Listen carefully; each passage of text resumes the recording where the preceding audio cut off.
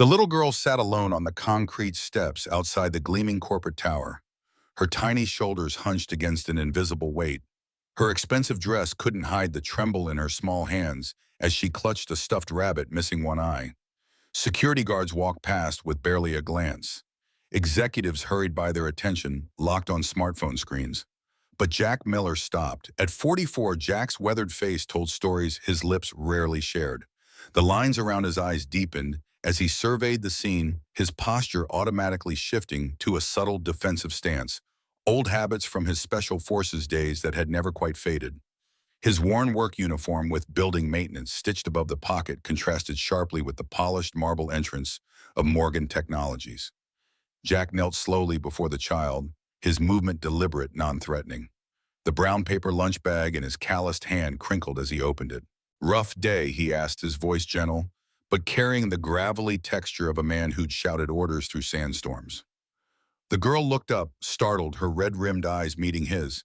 She didn't speak, just stared with the wariness of someone far older than her 7 years. Jack nodded as if they'd had an entire conversation. "Yeah, I get those too."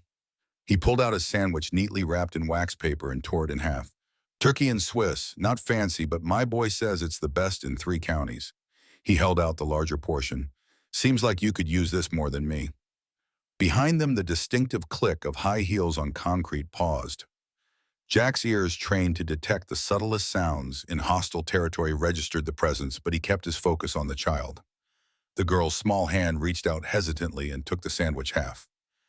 "I'm Jack," he said simply. A whispered reply, "Emma." "Nice to meet you, Emma." Jack settled beside her on the step, leaving careful space between them. "Mind if I join you for lunch?" As Emma took a small bite, Jack felt eyes boring into his back, calculating, assessing. He recognized the weight of that stare from countless missions. Someone was watching, evaluating, and making decisions that would change everything. Neither Jack nor Emma noticed the sleek black car with tinted windows across the street, or the man inside taking photographs of their exchange. Jack Miller's day began like every other at 4:38 a.m. with the soft beep of his watch alarm. He'd silence it before it completed its second chirp, a habit formed in terrain where sound meant death. His small apartment was still dark as he moved silently to his son's room, placing a gentle hand on Alex's forehead. The boy's breathing was steady tonight, no wheezing. Jack allowed himself a moment of relief before beginning his morning ritual. Coffee. Meds for Alex arranged by the breakfast plate. Lunch packed, 1 sandwich, an apple, and a protein bar. Bills sorted into 3 piles, paid, must pay, and impossible. The last pile grew taller each month, dominated by medical statements with red stamps declaring past due. Jack stared at his son's inhaler prescription refill, needed $175 without insurance. His jaw tightened as he tucked his last 20 into Alex's lunch money envelope. "Dad," Alex appeared in the doorway, hair tousled from sleep, looking smaller than his 7 years in oversized pajamas. "You're doing the worry face again." Jack's expression immediately softened. "Just thinking, buddy. How's the breathing this morning?" "Good." Alex shuffled to the table, climbing onto his chair. "Did you make another sandwich sacrifice to the lunch gods?" Jack smiled, the rare expression transforming his stern features. "What makes you say that?" "'Cause your lunch bag looks empty." Alex pointed to the paper bag containing only an apple and protein bar. "Sharp eyes, just like your old man." Jack ruffled his son's hair. "Mrs. Henderson next door made too much casserole yesterday. She's sending me with leftovers." The lie came easily, cushioned by necessity.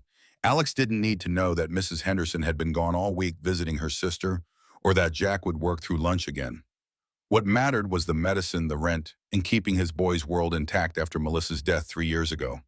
"Get ready for school, soldier. Bus comes in 20. Jack straightened to his full height, giving a playful salute that Alex returned with giggling seriousness. As Alex dressed, Jack allowed himself one moment of weakness, leaning against the kitchen counter. Eyes closed, shoulders momentarily slumped. The photograph on the refrigerator caught his attention, himself in desert camo arm, slung around another soldier. Michael Morgan grinned back at the camera, both men younger, less burdened. Jack touched the image briefly, the familiar ache in his chest flaring. "I'm keeping my promise, Mike," he whispered, "no matter what it takes." The maintenance corridors of Morgan Technologies were a labyrinth of pipes, electrical panels, and service elevators that Jack navigated with practiced efficiency. His tool belt clinked softly against his hip as he moved through the building's skeleton, invisible to the corporate world that pulsed on the other side of the walls. It was a different kind of reconnaissance, less deadly, but requiring the same attention to detail. Jack checked his watch, 10:45 a.m. He'd skipped the employee break room, avoiding the pitying glances when others noticed his empty lunch table spot again. The encounter with the little girl on the steps had delayed his maintenance schedule, but he couldn't bring himself to regret it. Something in her eyes reminded him too much of Alex after the funeral, lost confused, trying to be brave when the world made no sense. His radio crackled. "Miller, we need you on 32. Executive bathroom leak." "Copy that. On my way." Jack adjusted his course, taking the service elevator to the executive floor, a rare venture into the company's gleaming upper realm.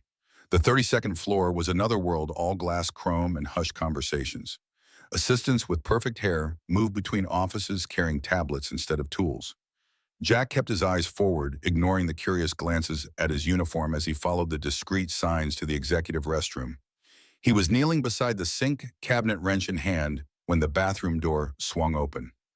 "I don't care what the board thinks, James. The security protocols aren't negotiable."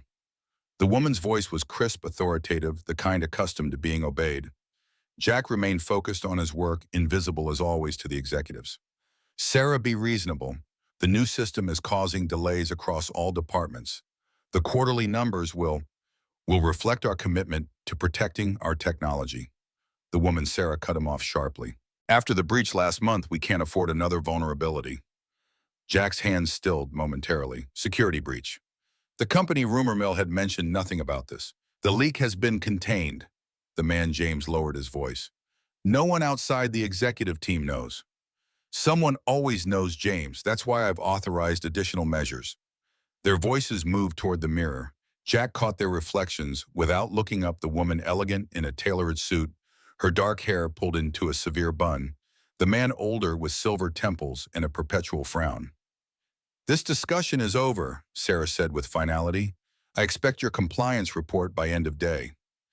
As they turned to leave, Sarah's eyes flickered to Jack for the first time. He kept his focus on the pipes, playing his role perfectly, just another maintenance worker, invisible, unhearing. The bathroom door closed behind them. Jack waited 30 seconds before sitting back on his heels, processing what he'd overheard. Security breach. Contained leak. Additional measures. The information slotted into his mind like pieces of mission intelligence. His radio buzzed again. "Miller, report to HR immediately." Jack's stomach tightened. Had they realized he'd overheard? "Copy that. Finishing up here first." "Negative. Now, Miller, executive order." Him. The HR office was as sterile and impersonal as a military briefing room. Jack sat stiffly in the visitor's chair, his tool belt and uniform out of place among the motivational posters and ergonomic furniture. The HR director, a woman with a practiced smile and cold eyes, placed a folder on the desk between them. "Mr. Miller, we've been asked to escort you to the executive floor." "Is there a problem with my work?" Jack kept his voice neutral, face unreadable. "On the contrary." The smile didn't reach her eyes. "Ms. Morgan has specifically requested you." Jack's pulse quickened slightly. Morgan. The name still hit like shrapnel even after 5 years. Surely a coincidence. Morgan was a common name after all. "May I ask why?" "That's between you and Ms. Morgan." The HR director stood. "Please follow me." They rode the elevator in silence, ascending to the uppermost floor. Jack cataloged escape routes and security cameras out of habit, noting the increased presence of guards as they approached the CEO suite. The mahogany double doors opened to reveal a corner office with floor-to-ceiling windows overlooking the city. And there she was, the woman from the bathroom, standing with her back to him, staring out at the skyline. The HR director slipped away, closing the door softly behind her. "Jack Miller," the woman said without turning, "former Staff Sergeant, 5th Special Forces Group, expert in tactical operations, communications, and mechanical systems." She turned slowly. "Honorably discharged 5 years ago following the Khorasan province incident." Jack stood at parade rest, his face impassive despite the jolt that ran through him at the mention of Khorasan. "Yes, ma'am." Do you know who I am, Mr. Miller? She approached her desk, moving with the controlled precision of someone who measured every action. You're Miss Morgan, the CEO. Jack maintained eye contact, revealing nothing. She studied him for a long moment. Sarah Morgan, though my legal name is Sarah Morgan Davidson. The room seemed to tilt slightly. Jack's mind raced through implications, possibilities. Could it be, you still don't recognize me? It wasn't a question. She opened a drawer and removed a photograph, placing it on the desk between them. Perhaps this will help. Jack looked down. The same photograph that hung on his refrigerator stared back at him, himself and Michael Morgan, in desert camo, arms around each other's shoulders. His throat tightened. You're Mike's wife, he said quietly. Widow, she corrected, her voice tight. 5 years now, thanks to Horacen. The air in the room grew heavy with unspoken accusations. Jack maintained his composure through decades of discipline, though his heart hammered against his ribs. I wasn't aware Mike had a child, he said finally. Emma was 2 when he died. Sarah's expression hardened. Too young to remember her father. Old enough to feel his absence every day. Jack absorbed this information like a physical blow. I'm sorry for your loss, ma'am. Mike was the best of us. Yes, he was. Sarah moved around her desk, leaning against it. Tell me, Mr. Miller, why did you give half your lunch to my daughter today? The abrupt change of subject caught him off guard. She looked like she needed it more than I did. A simple act of kindness. Sarah's tone was skeptical. Or did you know who she was? Jack's jaw tightened. With all due respect, ma'am, I didn't know who either of you were until this moment. Sarah studied him, searching for deception. Finding none, she straightened. Emma ran away from her caretaker this morning. She's been doing that more frequently lately. She paused. The security team missed her. So did her nanny, but you didn't. I noticed things, Jack said simply. Old habit. Yes, I imagine it is. Sarah pressed a button on her desk. A moment later, the door opened, and Emma entered, clutching her one-eyed rabbit. She stopped short when she saw Jack, her eyes widening. Sandwich man, she whispered. Despite everything, Jack's mouth curved slightly. Hey there, Emma. Emma looked between Jack and her mother, uncertainty written across her small features. Emma, Sarah said gently, this is Mr. Miller. He used to work with your father. The little girl's expression transformed instantly. She rushed forward, stopping just before Jack, suddenly shy, but vibrating with eagerness. You knew my daddy. Jack knelt to her level the way he always did with Alex. Yes, I did. He was my friend. The words felt inadequate for the bond forged in gunfire and blood, but they were true enough. Was he brave? Emma asked, her voice small but intense. The bravest man I ever knew. Jack's voice roughened slightly. He saved my life more than once. Sarah watched this exchange, her expression unreadable. After a moment, she spoke to her daughter. Emma, Ms. Chen is waiting to take you to your piano lesson. We'll talk more about this later. Emma looked disappointed but nodded. Will you be here again? She asked Jack. Before Jack could answer, Sarah interjected.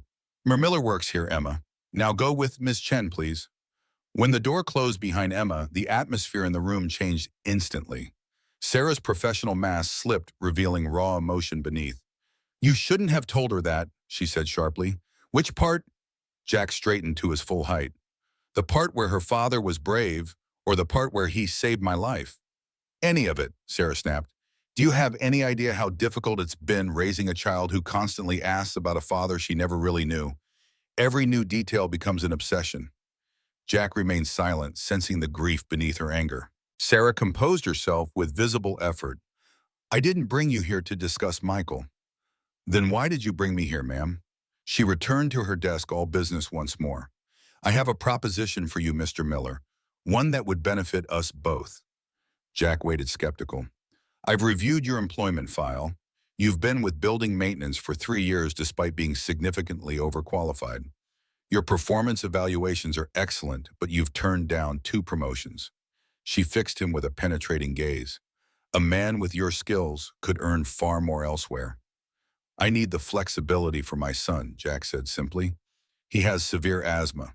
The schedule works for doctor appointments. Sarah nodded. Alex, age 7. Your wife, Melissa, died in a car accident 3 years ago. She noted his surprise. Yes, I've done my research. What exactly are you proposing, Ms. Morgan? I need someone I can trust. She emphasized the word trust, as if testing its weight. Someone with your particular skill set who understands both security protocols and people. Morgan Technologies is facing challenges, internal and external. I'm a maintenance technician, not corporate security. Don't insult my intelligence, Mr. Miller. Sarah's tone sharpened. You were special forces. Your technical aptitude scores are off the charts. You're observant, resourceful, and clearly capable of discretion. And most importantly, you knew Michael. You owe him. The last three words landed like precise strikes. Jack's expression didn't change, but something flickered in his eyes. I'm offering you a position as special advisor for operational integrity. You'll work directly with me, assessing our internal culture security protocols and potential vulnerabilities. Sarah slid a folder across the desk. The salary is triple what you currently make, with full medical benefits for both you and Alex. Jack didn't reach for the folder. Why me? You have a building full of executives and security professionals. Sarah's expression darkened. Because someone inside this company is trying to steal technology that could change the world, technology Michael helped develop. And I don't know who I can trust. And you trust me because of Mike? Jack asked skeptically. I trust you because you stopped for my daughter when no one else did. Sarah's voice softened fractionally. And because Michael trusted you with his life. Jack finally opened the folder. The contract inside outlined responsibilities that went far beyond consulting, intelligence gathering, personnel, assessment, security protocol development.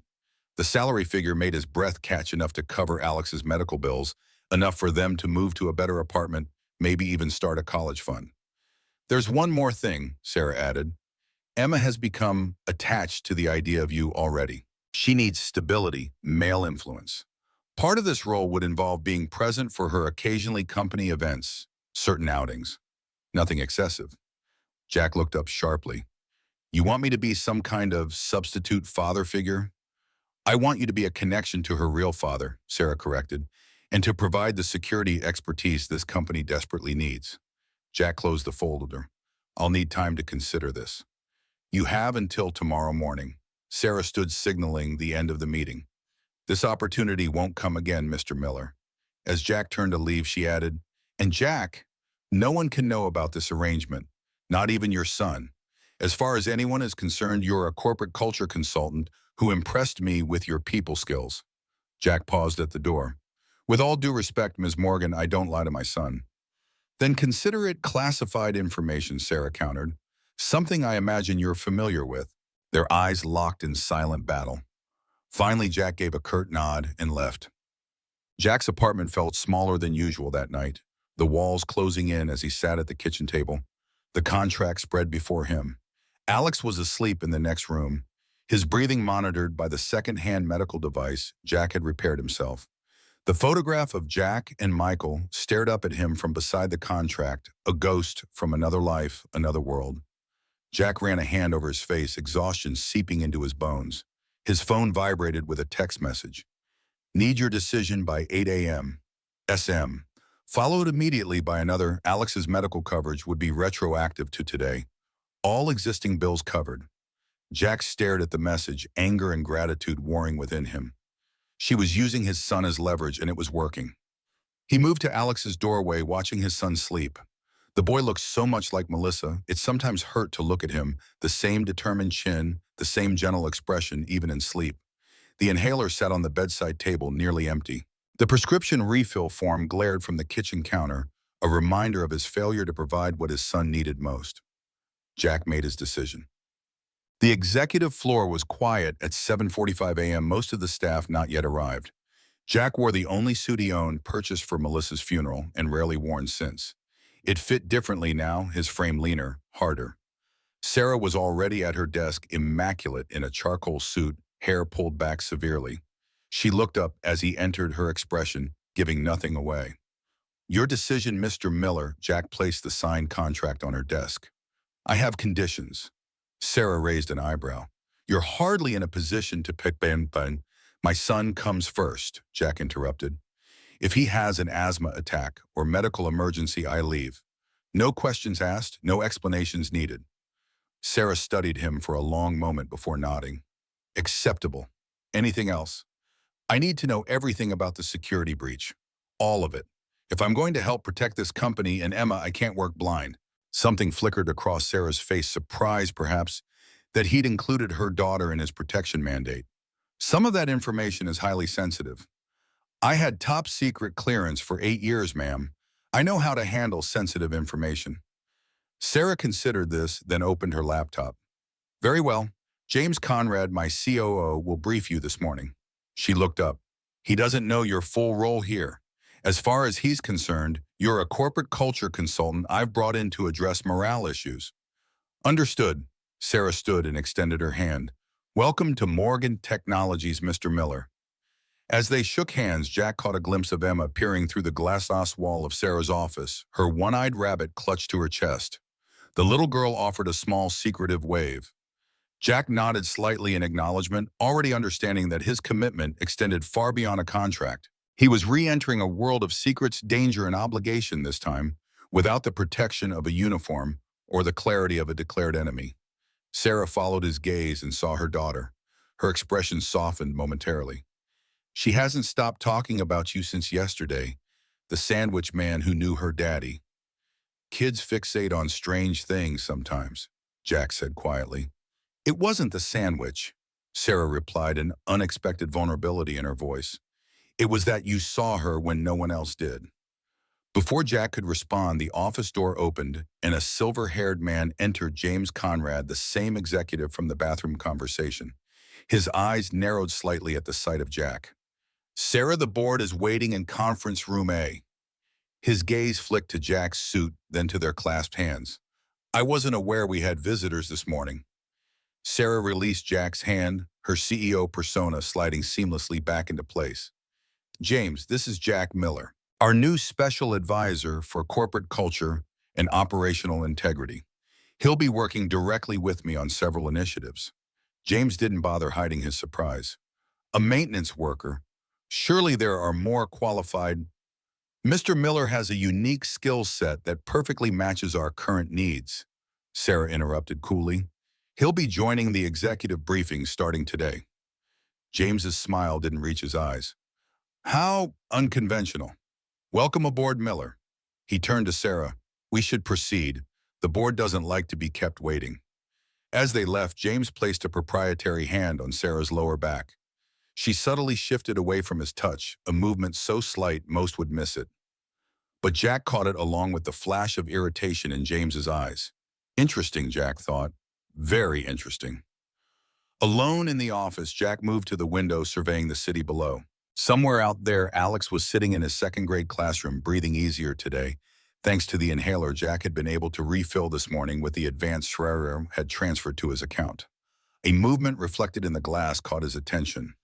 Emma had slipped into the office and now stood watching him, her rabbit dangling from one hand. Hello again, Jack said, turning. Are you going to work with my mom now? Emma asked directly. Looks that way. She nodded seriously. Good. She needs help. She's always worried. About what? Jack asked, curious about the child's perception. Emma shrugged. Everything. The bad people trying to steal her work. Uncle James being mean when he thinks no one's looking. She hugged her rabbit tighter.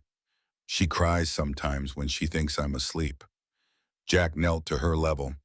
Your mom seems pretty tough to me. Daddy used to say that too. Emma studied him with unsettling directness. But everyone needs backup. That's what Daddy called it. People who help when things get scary. Smart man, your dad, Jack said quietly. Will you be Mom's backup? Emma asked, her voice small but intent. The question carried weight beyond the child's understanding. Jack thought of Michael, of promises made in distant desert nights, of obligations that transcended death. I'll do my best, he said finally. Emma nodded as if this settled everything. She held out her rabbit suddenly. This is Captain Hoppy. Daddy gave him to me. He's missing an eye because he was brave in a battle. Jack solemnly shook the rabbit's paw. Pleasure to meet you, Captain. Emma lowered her voice to a conspiratorial whisper.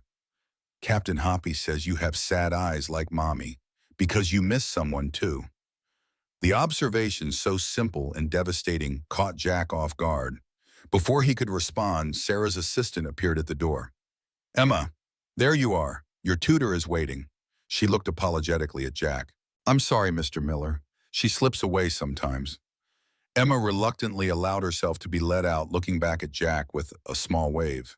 Jack remained kneeling for a moment longer, steadying himself against the unexpected emotional ambush from a 7-year-old with uncanny perception. Finally, he stood and straightened his tie, preparing to enter the boardroom and begin his strange new role. His phone vibrated with a text from Alex's school, Alex having mild asthma symptoms. Responding to inhaler. No need to pick up yet, but wanted to inform you. Jack texted back, confirmation tension coiling in his chest. He needed this job. Needed the medical coverage, the stability. For Alex's sake, he had to make this work. As he approached the boardroom, he heard raised voices through the partially open door. "Can't just bring in unvetted personnel at this critical juncture," James was saying heatedly. "My company, my decision," Sarah responded coolly. "The board has already approved the position. Without knowing, you filled it with a maintenance worker with military baggage. A decorated veteran with extensive technical and security expertise," Sarah corrected, "and someone who understands loyalty." The implication hung in the air. Jack stepped back. Processing. The dynamics were clear. James resented Jack's presence, possibly feared it. Sarah was using Jack as a shield against something or someone within her own company. He was being played. The question was, by whom and to what end? Jack squared his shoulders and entered the boardroom. All conversation ceased as heads turned toward him. Sarah stood at the head of the table, her posture radiating authority despite being the youngest and only woman in the room. "Gentlemen, this is Jack Miller, our new special advisor." Her eyes met Jack's, a silent message passing between them. "He'll be leading our vulnerability assessment starting today." Vulnerability. The word choice was deliberate. Jack understood instantly that she wasn't just talking about company systems. "Mr. Miller," James said with forced cordiality, "perhaps you could share your qualifications with the board." All eyes turned to Jack expectantly. Sarah watched a subtle challenge in her gaze. Jack smiled slightly, the expression never reaching his eyes. 15-year Special Forces. Expert in identifying weaknesses, exploiting them, and eliminating threats. He let the military precision of his voice do its work. "I find what's broken before it breaks you." The room fell silent. Several board members shifted uncomfortably. "I look forward to working with each of you," Jack continued smoothly, "especially those of you with nothing to hide." James's knuckles whitened around his pen. Sarah's lips curved in the ghost of a smile. "Let's begin, shall we?" As the meeting commenced, Jack observed the power dynamics at play, cataloging reactions, alliances, tensions. His military training had prepared him to read people as well as battlefields, to identify threats before they materialized. And there was definitely a threat in this room. He could feel it like an approaching storm. What had he gotten himself into? More importantly, what had Sarah Morgan drawn him into? As if reading his thoughts, Sarah glanced his way, her eyes conveying a simple message: trust no one. Little did she know that had been Jack's policy for 5 long years. Since Khorasan. Since the mission that killed Michael Morgan and left Jack with nightmares that woke him gasping in the dark. Some ghosts never died. Some oaths never ended. And the silence between them concealed secrets that could destroy them all. Jack stood in the executive bathroom. Hands braced against the marble countertop, tie loosened and collar damp with sweat. The fluorescent lights highlighted the new tension lines around his eyes. 2 weeks at Morgan Technologies had aged him more than 2 years in combat zones. He splashed cold water on his face, the shock bringing momentary clarity. In the mirror, his reflection stared back, a stranger in borrowed clothes playing a dangerous game. The expensive suit Sarah had insisted on purchasing for him still felt like a costume. His phone vibrated. Alex's school again. Asthma symptoms returning. Nurse monitoring. Will update. Jack's jaw tightened. Despite the comprehensive health care now covering Alex's treatments, his son's condition seemed to be worsening. The new medication wasn't working as well as promised. The specialist appointment was still 2 weeks away. The bathroom door swung open. James Conrad entered, pausing slightly when he saw Jack. His surprise quickly masked by a practiced smile. "Miller, hiding from the board meeting." James straightened his already perfect tie, positioning himself at the adjacent sink. Taking a moment to review my notes, Jack replied evenly. James chuckled to sound hollow. Notes? Right. His eyes met Jack's in the mirror. You know, I've been doing some note-taking of my own, about you. Jack maintained his neutral expression, though his senses shifted to high alert. Find anything interesting? Fascinating reading, actually. James turned, leaning against the counter with calculated casualness. Your military record, or rather the unredacted portions. Jack dried his hands slowly, methodically. Public record. Not all of it, James's smile thinned. Coruscant, for instance. Quite the clusterfuck from what I gather. The name hung between them like a live grenade. Jack kept his breathing steady, his expression unchanged despite the sudden roaring in his ears. I'm sure you have a point, Conrad. Just curious why Sarah would hire the man who survived the mission that killed her husband. James straightened his cuffs, especially since the details of that mission remain so mysteriously classified. Jack turned to face him directly. You'd have to ask Ms. Morgan about her hiring decisions. Oh, I have. James stepped closer, invading Jack's personal space in a deliberate power move. She's quite evasive on the subject. Makes me wonder what she knows that I don't. Or perhaps, what she doesn't know. Jack held his ground, refusing to yield an inch. If you have concerns about my qualifications, take them up with the CEO. I'm more concerned about your intentions. James's voice dropped. You appear out of nowhere, gain Sarah's trust overnight, secure a position that didn't exist before. Very convenient timing, considering our current situation. What situation would that be? Jack asked, testing. James's eyes narrowed. Playing dumb doesn't suit you, Miller. We both know what's at stake here. He straightened, adjusting his tie once more. A word of advice, whatever game you're playing, consider who might get caught in the crossfire. Like that asthmatic son of yours. The threat so casually delivered sent ice through Jack's veins. His hand twitched at his side muscle memory from years of combat seeking a weapon that wasn't there. Threatening a child, Jack said quietly, tells me everything I need to know about you, Conrad. Not a threat, an observation about vulnerability. James moved toward the door. We all have them, even Sarah Morgan. He paused, especially Sarah Morgan. After James left, Jack remained motionless, processing. Conrad knew about Alex's condition, was actively investigating Jack's military past, and had just issued what any reasonable person would interpret as a threat. The game had escalated faster than anticipated. Jack's phone vibrated again. Meeting in my office. Now. SM. Sarah's office was a fortress of glass and silence. She stood at the window, silhouetted against the city skyline, shoulders rigid with tension. When Jack entered, she didn't turn. Close the door. Jack complied, noting the security detail positioned outside, not the usual guards, but two men with the unmistakable bearing of private military contractors. Things were deteriorating rapidly. Conrad's investigating my military background, Jack said without preamble. Specifically Coruscant. I know.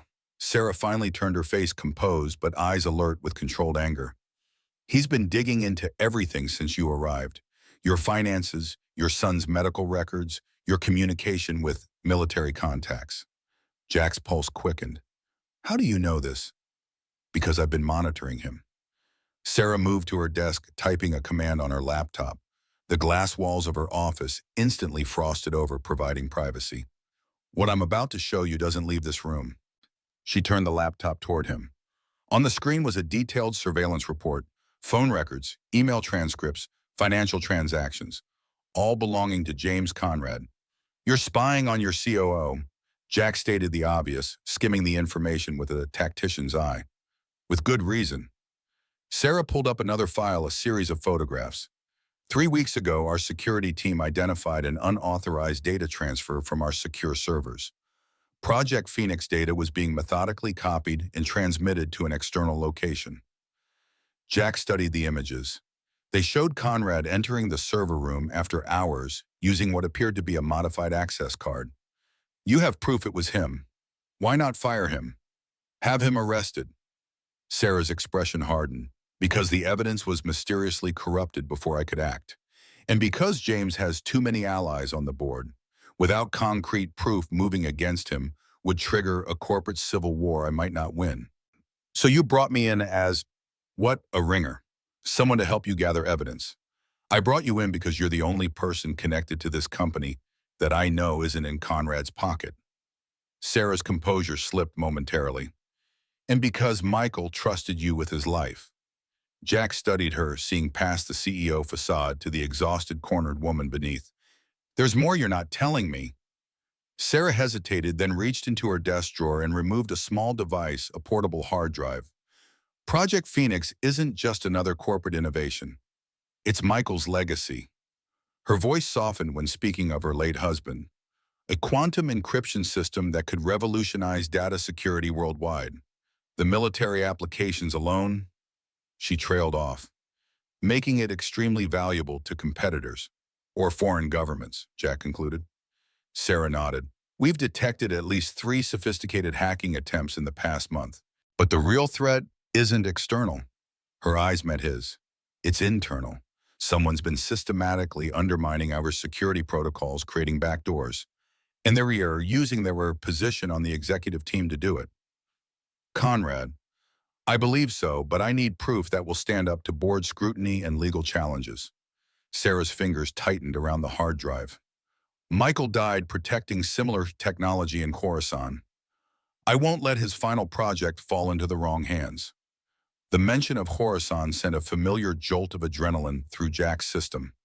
The memories surfaced like shrapnel working its way to the skin blood on sand. Desperate radio calls, Michael's voice cutting through gunfire. Get to the extraction point. That's an order, Miller. Jack pushed the memories down, focusing on the present threat. What exactly do you need from me?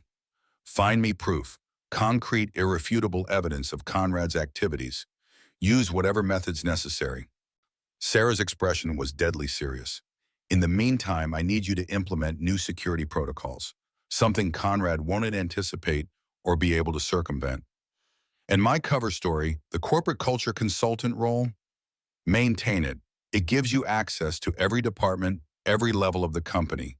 Talk to people, gain their trust. Someone knows something, and Sarah slid a keycard across the desk. This gives you unrestricted access to all areas of the building. Jack picked up the card, weighing the implications. Conrad threatened my son today. Sarah's expression darkened. What did he say exactly? Jack recounted the bathroom conversation verbatim. When he finished, Sarah was silent for a long moment. I'll arrange additional security for Alex, she finally said. Private, discreet. He won't even know they're there. No, Jack's response was immediate. No surveillance on my son without my direct oversight. This isn't negotiable, Jack. Conrad has made it clear he's willing to target your family, which is exactly why I'll handle Alex's security myself. Jack's voice carried the unmistakable authority of a command officer. You focus on protecting your daughter and your company. Their eyes locked in silent confrontation, neither willing to yield. Finally, Sarah nodded once, a reluctant acknowledgement of his boundary. Have it your way, but if anything happens to Alex because of your stubbornness, nothing will happen to my son. Jack interrupted his tone, leaving no room for doubt. Now tell me everything you know about Conrad's routine, his access points, and his vulnerabilities. For the next hour, they mapped out Conrad's activities, identifying patterns and potential weaknesses. As they worked, Jack noticed Sarah repeatedly glancing at her phone. Problem, he finally asked. Emma's school called. She had another episode. Sarah's voice remained professional, but Jack caught the undertone of worry. Panic attack. 3rd one this month. Jack remembered the small, solemn girl with the one-eyed rabbit. Is she getting help? The best child psychologist money can buy. Sarah's lips pressed into a thin line. They say she's struggling with abandonment issues. Apparently it's common in children who've lost a parent. The shared understanding hung between them both. Single parents trying to protect children marked by loss. Alex has nightmares, Jack offered unexpectedly. Calls out for his mother. Doesn't remember it in the morning. Sarah looked up, surprise flickering across her features at this personal disclosure. Emma sleepwalks. Ends up in Michael's old office, curled up in his chair. A moment of connection, brief but genuine. Then Sarah straightened, professional mask sliding back into place. I want preliminary security recommendations by tomorrow morning. and I need you to start vetting the technical team discreetly. One of them may be helping Conrad." Jack nodded, recognizing the dismissal. As he turned to leave, Sarah called after him. "Jack, don't trust anyone, not even me. Verify everything." He paused at the door. Is that what Michael would have advised?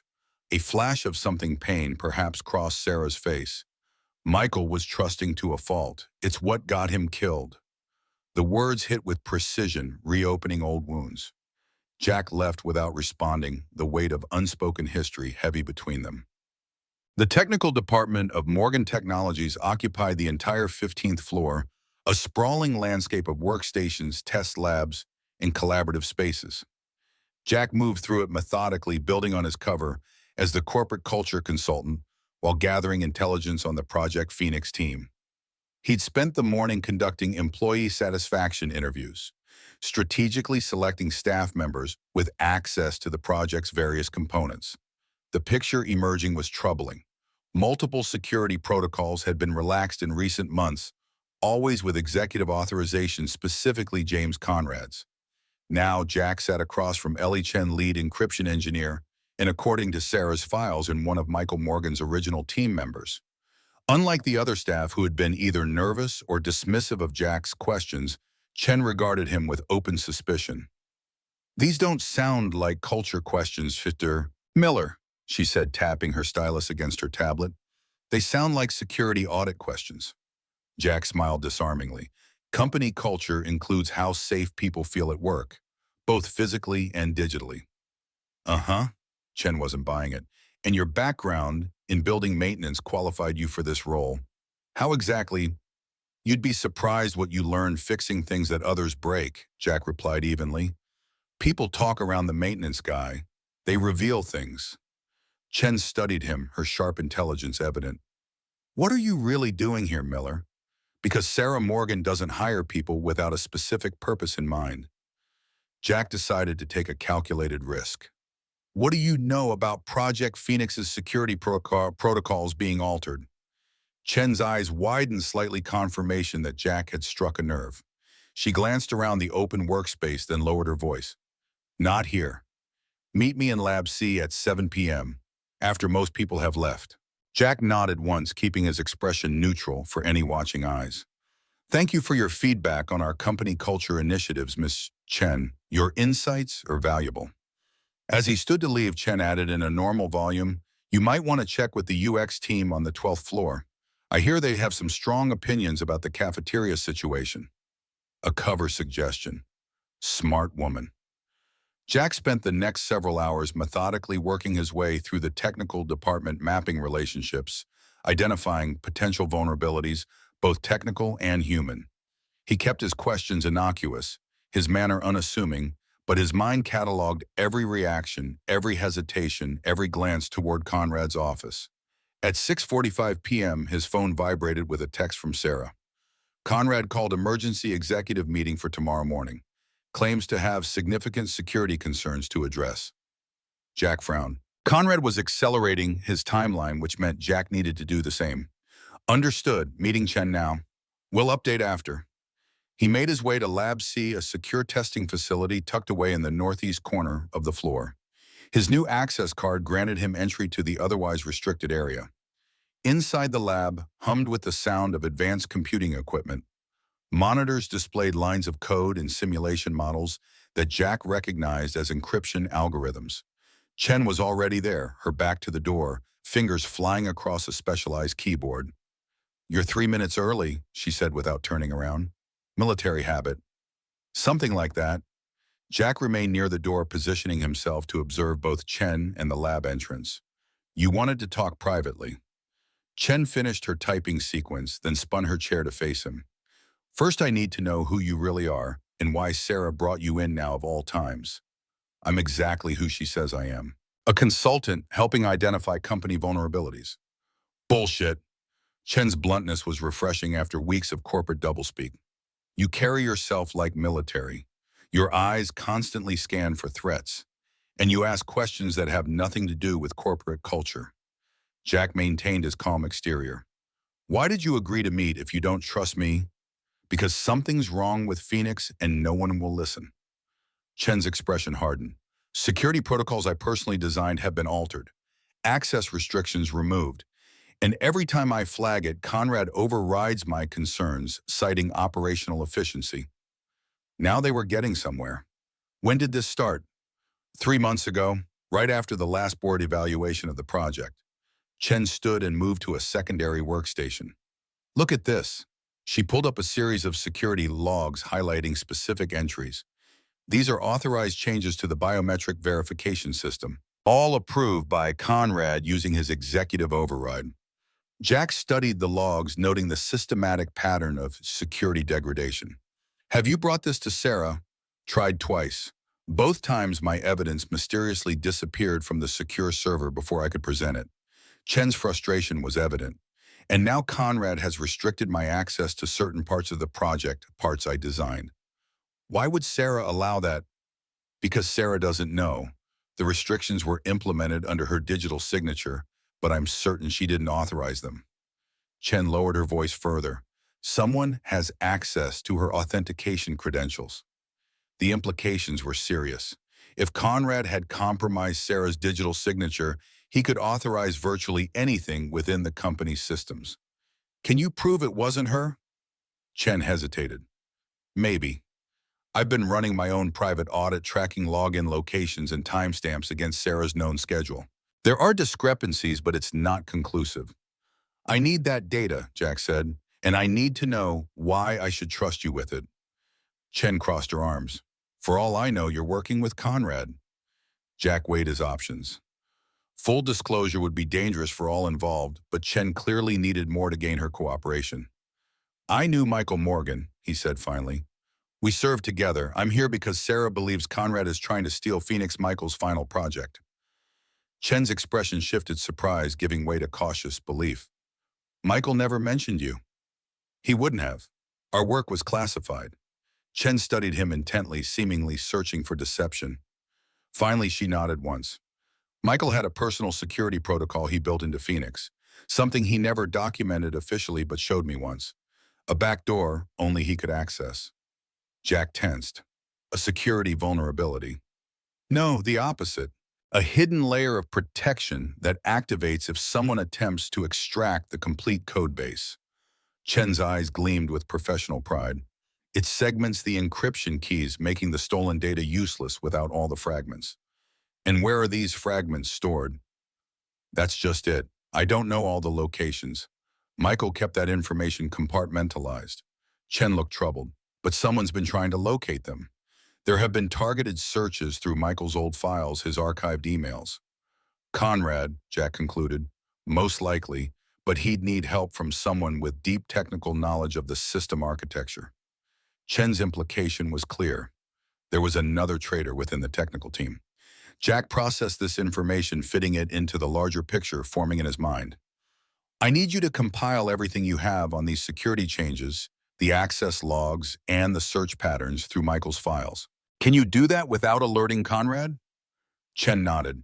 I've been documenting everything on an air-gapped system, but getting this information to Sarah will be tricky. Conrad monitors all communications to her office. Don't worry about delivery. I'll handle that part. Jack moved toward the door. How quickly can you compile the data? I can have it ready by tomorrow morning. Make it tonight. Conrad's called an emergency executive meeting for tomorrow. Whatever he's planning, we need to be ahead of it. Chen looked alarmed. That doesn't give me much time. Welcome to my world, Jack said grimly. Meet me in the parking garage level B2 at 11 p.m. Come alone and make sure you're not followed. As Jack turned to leave, Chen called after him. Miller? If Conrad really is trying to steal Phoenix, he won't stop at corporate espionage. Michael believed this technology could change global security paradigms. People have killed for less. I'm counting on it, Jack replied, his hand unconsciously moving to where his sidearm would have been in his military days. Just be careful. Trust no one. Not even you, Chen asked pointedly. Jack met her gaze steadily. Especially not me. Verify everything. A ghost of a smile touched Chen's lips. Now you sound like Michael. The comparison sent an unexpected pang through Jack's chest as he left the lab. Michael Morgan's shadow seemed to grow longer with each passing day at the company, a constant reminder of Jack's failure to protect his friend in Coruscant. Some debts could never be repaid, but perhaps they could be honored. The parking garage was deserted at 10:55 p.m., the concrete structure echoing with the distant sounds of the city. Jack had arrived 30 minutes early, sweeping the area for surveillance devices and potential ambush points. Old habits died hard. He positioned himself near a concrete pillar, back protected with clear sightlines to all approaches. His rental car was parked nearby, engine still warm from his quick trip to check on Alex. His son had been sleeping peacefully when Jack slipped into their apartment, the new asthma medication finally taking effect. Jack had stood in the doorway watching Alex's steady breathing for several precious minutes, the sight centering him amid the day's chaos. Before leaving, he double-checked the new security measures he'd installed, discreetly upgraded locks, window sensors, and a panic button, disguised as a nightlight beside Alex's bed. Now as he waited for Chen, Jack reviewed his mental map of the situation. Conrad was moving quickly, likely aware that Jack was closing in. The emergency board meeting suggested he was preparing to make his move, either securing the remaining fragments of Phoenix or orchestrating Sarah's removal as CEO. The sound of approaching footsteps pulled Jack from his thoughts. Chen emerged from the stairwell, the tablet clutched to her chest, eyes darting nervously around the dimly lit garage. Jack stepped slightly into the light, allowing her to see him without speaking. Chen hurried over to relief evident in her posture. "I was worried you wouldn't be here," she said quietly. "Did anyone follow you?" "No, I took the service elevator down to the loading dock, then doubled back through the maintenance corridors." Chen handed him the tablet. "Everything's here: security logs, access, changes, timestamp, discrepancies, plus my analysis of the search patterns through Michael's archive files." Jack took the device quickly, verifying its contents. "This is exactly what we need. Good work." "There's something else." Chen glanced around again before continuing. "I found a hidden subroutine in the Phoenix architecture. Something even I wasn't aware of until I started digging deeper." Jack looked up sharply. "What kind of subroutine?" "It's like a digital dead man switch. If certain parameters are met, I can't fully determine, the entire system initiates a shutdown sequence and sends alerts to multiple external servers." Chen's expression was troubled. "The code signature matches Michael's personal style, but it's not documented anywhere in the official architecture." "A fail-safe," Jack murmured. "Something he built in case the technology fell into the wrong hands." Chen nodded. "And there's more. The subroutine contains encrypted coordinates, physical locations. 5 of them. The fragment locations," Jack concluded. "He built a map into the system itself." "Exactly. But accessing those coordinates requires an encryption key I don't have." Chen looked frustrated. "Without it, they're just meaningless strings of numbers." Jack's mind raced with implications. If Michael had built a failsafe into Phoenix complete with a hidden map to the encryption fragments, he must have anticipated the technology being compromised, which meant he'd also have ensured someone could access that failsafe if needed. "Thank you, Ellie. This may be exactly what we need." Jack secured the tablet inside his jacket. "Go home now, different route than you came, and don't come in tomorrow morning." Chen frowned. "But the board meeting?" "Take a sick day, trust me on this." Jack's tone left no room for argument. "And delete any copies of this data from your personal devices." "Already done. That tablet contains the only copy." Chen hesitated. "Be careful, Miller. Conrad has more resources than you might expect for a COO." Jack nodded grimly. "I'm counting on it." After Chen departed, Jack remained in the garage for several more minutes processing the new information. The tablet contained enough evidence to at least raise serious questions about Conrad's activities, but Jack suspected it wouldn't be enough to remove him entirely. Conrad had clearly been preparing for this confrontation, building allies on the board and creating plausible deniability for his actions. What they needed was irrefutable proof of his intent to steal and sell Phoenix technology. And for that, Jack needed to get inside Conrad's private files. He was about to leave when his phone vibrated with a text from an unknown number. "Behind you." Jack's combat instincts kicked in instantly. He dropped and rolled toward the nearest vehicle, drawing the tactical folding knife he kept in his ankle holster, the only weapon he allowed himself to carry in civilian life. The garage remained silent, no movement visible in any direction. Jack stayed low, scanning methodically, controlling his breathing, as he'd been trained to do in ambush situations. His phone vibrated again. "NW corner. Black sedan. Get in." Jack spotted the vehicle, a nondescript black Audi with tinted windows parked in the shadows. The driver's identity was obscured, but something about the silhouette seemed familiar. Against every instinct, Jack approached cautiously, keeping the parked cars between himself and the sedan for cover. When he was within 20 feet, the driver's window lowered slightly. "You've gotten sloppy, Miller. I counted 3 ways I could have taken you down before you even knew I was here."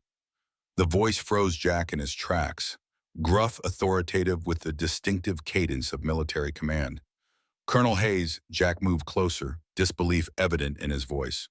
The window lowered further, revealing the stern features of Colonel Richard Hayes, Jack's former commanding officer in the Special Forces. The man who had led the Khorasan mission 5 years ago. "Get in before someone sees us together. We need to talk." Jack hesitated, his mind racing. Hayes had retired from active service shortly after Khorasan amid whispers of classified operations gone wrong. His appearance now at this precise moment couldn't be coincidence.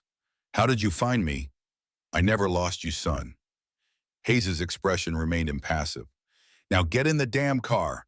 Time's short and you're in deeper shit than you realize." Jack's instincts warred with his curiosity. Hayes had been Michael's commanding officer too, had recruited them both for the ill-fated Khorasan operation. If anyone knew the full story of what had happened there, it was Hayes. Decision made, Jack circled to the passenger side and got in, keeping his knife accessible. "Smart," Hayes commented, noticing Jack's hand position.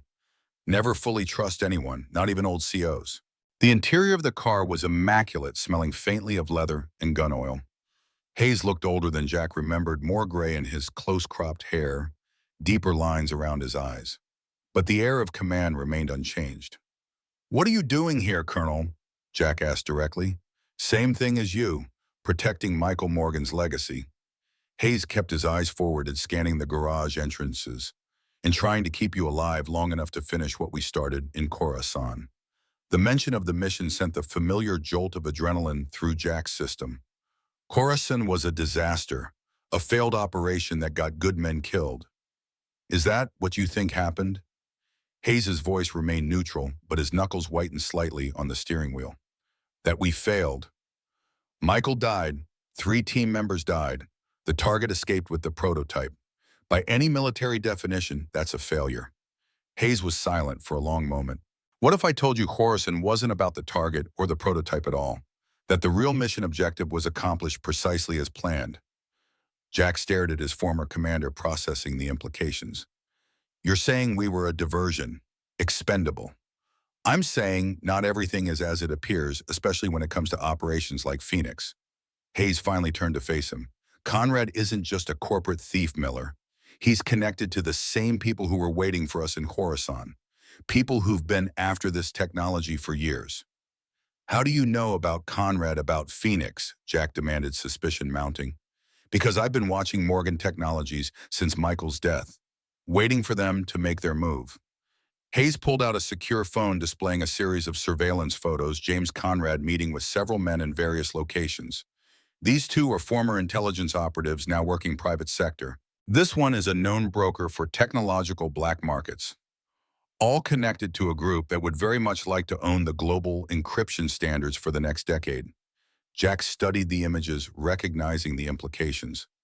"Does Sarah know about this?" "Sarah Morgan knows her company is under threat. She doesn't know the full scope." Hayes put the phone away. "Just like she doesn't know the full truth about her husband's death." The statement hung between them like a physical presence. Jack felt his throat tighten. "What truth?" Hayes's expression grew grave. "Michael didn't die because the mission failed, Jack. He died because it succeeded. He found something in that compound, something beyond the prototype we were sent to secure, something worth dying to protect." "The Phoenix fragments," Jack murmured, pieces clicking into place. Hayes looked surprised for the first time. "You know about the fragments?" "Just found out tonight. Michael built a failsafe into the system, a way to distribute and secure the encryption keys if the main technology was compromised."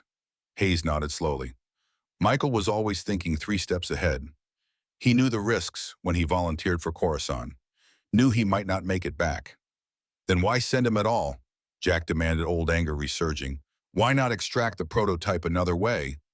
Because Michael was the only one who could verify what we were really after. Hayes's voice dropped. The prototype was bait, Jack. We knew it had been compromised. What we needed was confirmation of who was waiting on the other end of that transaction. Jack processed this revelation, memories of that night reconstructing themselves with new context. The unexpected resistance they'd encountered. The way Michael had insisted on securing the prototype himself, sending Jack to escort the wounded team members to extraction. You sacrificed him. The accusation fell between them heavy with 5 years of guilt and regret. He sacrificed himself, Hayes corrected firmly. Michael knew exactly what he was walking into. He made his choice to protect the future of the technology he believed in and to identify the network trying to steal it. Does Sarah know any of this? Hayes shook his head. The operation was classified at the highest levels. As far as she knows, Michael died securing a military prototype. Nothing more.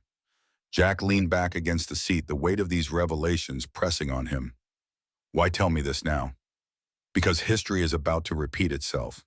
Hayes reached into his jacket and removed a small flash drive. Conrad has been systematically hunting for the Phoenix fragments. He's found 3 already. The last 2 are still secure, but not for long. How do you know this? Because I've been tracking their recovery operations. Hayes handed Jack the drive.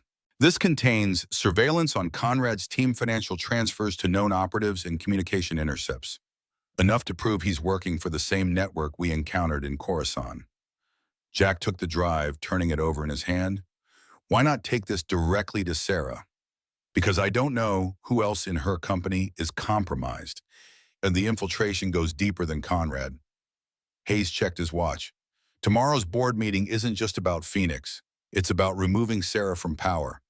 Conrad has gathered enough support to force a vote of no confidence. Jack felt a chill of recognition.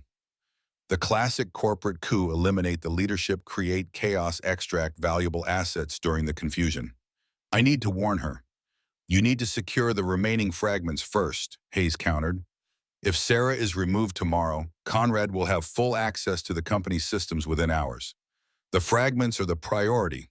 Where are they? Hayes's expression turned grim. One is with me, the final fragment. He hesitated. Michael entrusted it to you, Jack. You just don't know it yet. Jack stared at his former commander. That's impossible. I would know if... Would you? Hayes interrupted. Think Miller. What did Michael give you before the mission? Something personal, something you'd never part with. Jack's mind raced through his last interactions with Michael before Coruscant. The planning sessions, equipment checks, final briefing, and then a moment in the barracks, just the 2 of them. Hold on to this for me, would you, Lucky Charm? Give it back when we return. The small metal compass, weathered antique with an inscription inside the lid that Jack had never been able to fully decipher. He'd kept it all these years, carrying it in his pocket as a reminder of his fallen friend, of his failure to bring Michael home.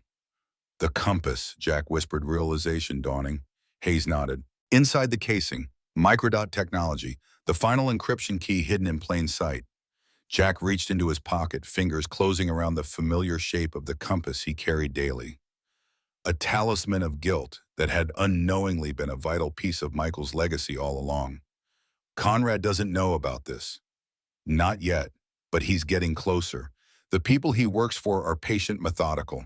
They've spent 5 years piecing together what happened in Coruscant, tracking the fragmented technology.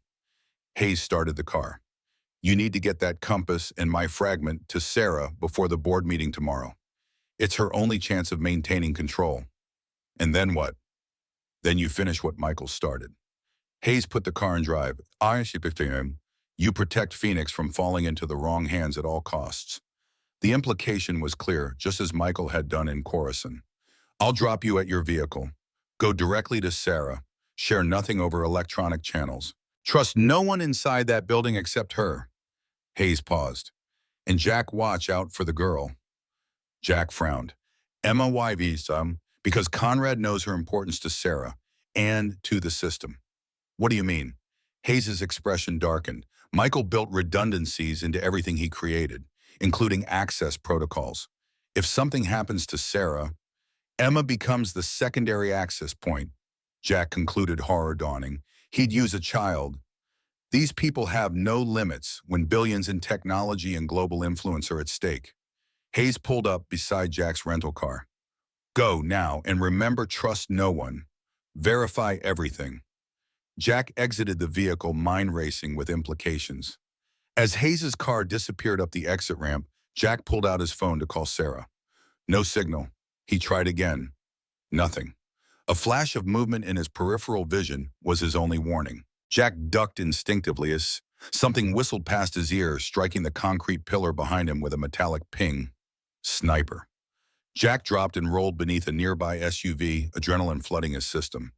His combat training took over, mind cataloging assets, threats, and escape routes in milliseconds. Two more shots pinged off the concrete nearby, suppressed high-velocity rounds. Professional. Jack crawled rapidly between vehicles, staying low, mentally mapping the shooter's position based on bullet trajectories. Northeast corner elevated position, likely the roof of the adjacent parking structure. His phone vibrated in his pocket, signal returned. Jack pulled it out with one hand while continuing to move toward his vehicle, keeping cars between himself and the shooter's position. A text from Sarah: don't come to the office. Conrad knows. Emma and I are secure. Meet at the fallback location. The fallback location, a protocol they'd established during their first week working together. A small cabin outside the city, owned through a shell company, off the grid and secure. Another shot closer this time. The shooter was adjusting, tracking his movement. Jack needed to break the line of sight. He spotted a fire alarm on a nearby pillar. Without hesitation, Jack surged forward in a combat roll, came up beside the pillar, and smashed the alarm glass with his elbow. Sirens blared throughout the garage. Sprinklers activated, filling the space with artificial rain and obscuring visibility. Jack used the chaos to sprint to his vehicle, keeping low and using parked cars as cover. 3 more shots followed him, one grazing his suit jacket as he dove into the driver's seat. Jack gunned the engine tires, squealing on the wet concrete as he accelerated toward the exit ramp. In the rearview mirror, he caught a glimpse of dark figures emerging from a stairwell, at least 3 men in tactical gear, weapons drawn. Not just a sniper team, a full hit squad.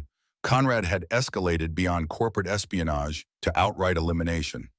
Jack swerved to avoid another shot, then accelerated up the ramp and onto the street.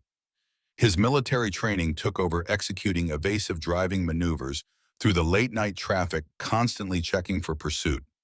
After 15 minutes of countermeasures and route changes, Jack was reasonably confident he'd lost any immediate tail. He pulled into an all-night diner parking lot, positioning his vehicle for quick exit while maintaining visibility of all approaches. Jack checked himself for injuries, nothing serious, just a graze on his arm where a bullet had torn his jacket. More concerning was the situation itself. Conrad had deployed a professional hit team with military-grade equipment and training. This was no longer just corporate theft. It was an organized operation with significant resources. He needed to reach Sarah and Emma, ensure their safety, then secure the Phoenix fragments before Conrad could acquire them. But first he needed to check on Alex. Jack dialed Mrs. Abernathy, his elderly neighbor, who watched Alex when Jack worked late. She answered on the second ring, her voice groggy with sleep. Jack, is everything all right? Yes, Mrs. Abernathy, sorry to call so late. Just checking on Alex. How's his breathing?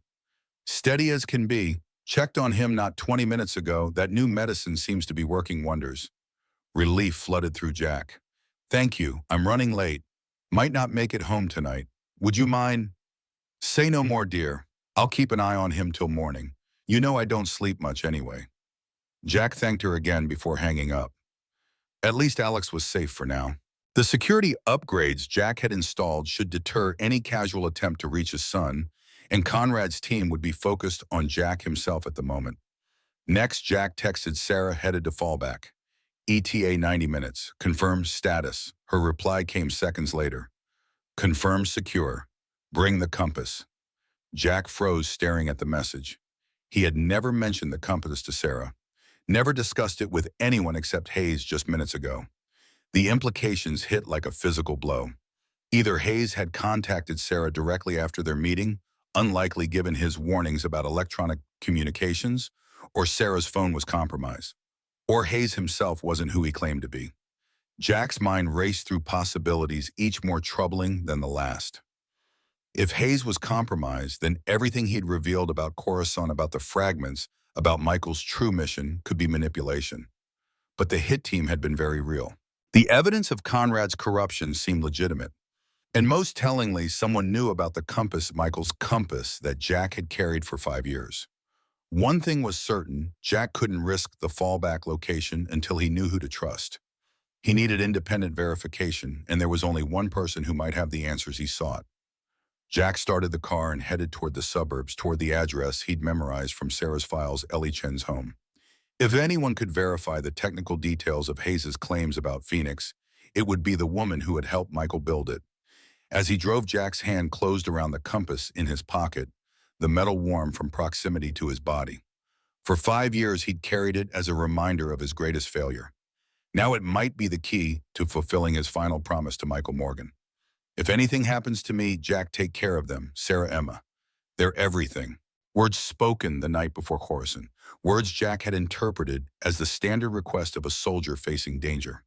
Only now did he understand their true weight. The hit team Hayes revelations, Conrad's coup, the Phoenix fragments, all pieces of a puzzle 5 years in the making. And at the center of it all, a little girl with a one-eyed rabbit carrying a legacy she didn't even understand. Jack checked his rearview mirror, scanning for pursuit as he accelerated toward the suburbs. The game had changed, the stakes had escalated, and time was running out. In his pocket, Michael's compass seemed to pulse with urgency, a silent witness to promises made and kept to oaths sworn in blood and honor. The road ahead disappeared into darkness, but Jack drove forward without hesitation. Some debts could only be paid in full.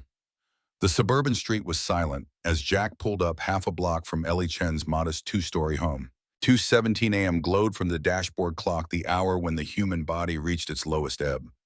Jack ignored his own fatigue, the burning graze on his arm, the weight of Michael's compass in his pocket.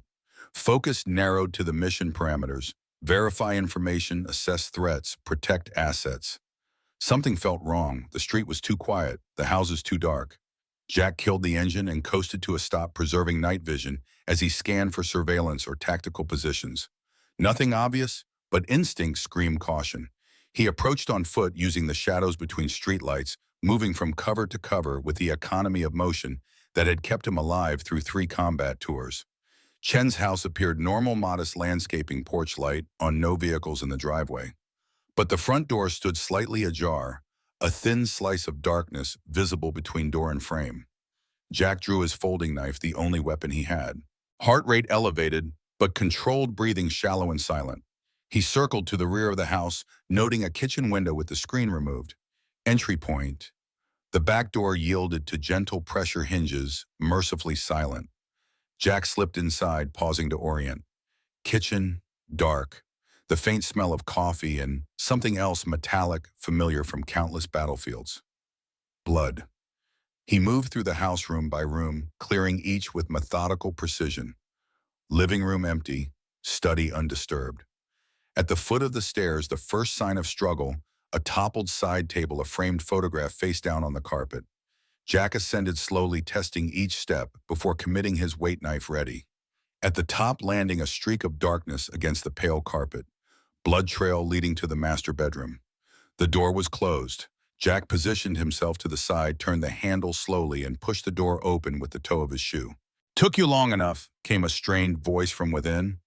Jack pivoted into the doorway, knife raised, to find Ellie Chen propped against her bed, a makeshift compression bandage on her shoulder, pistol gripped in her right hand.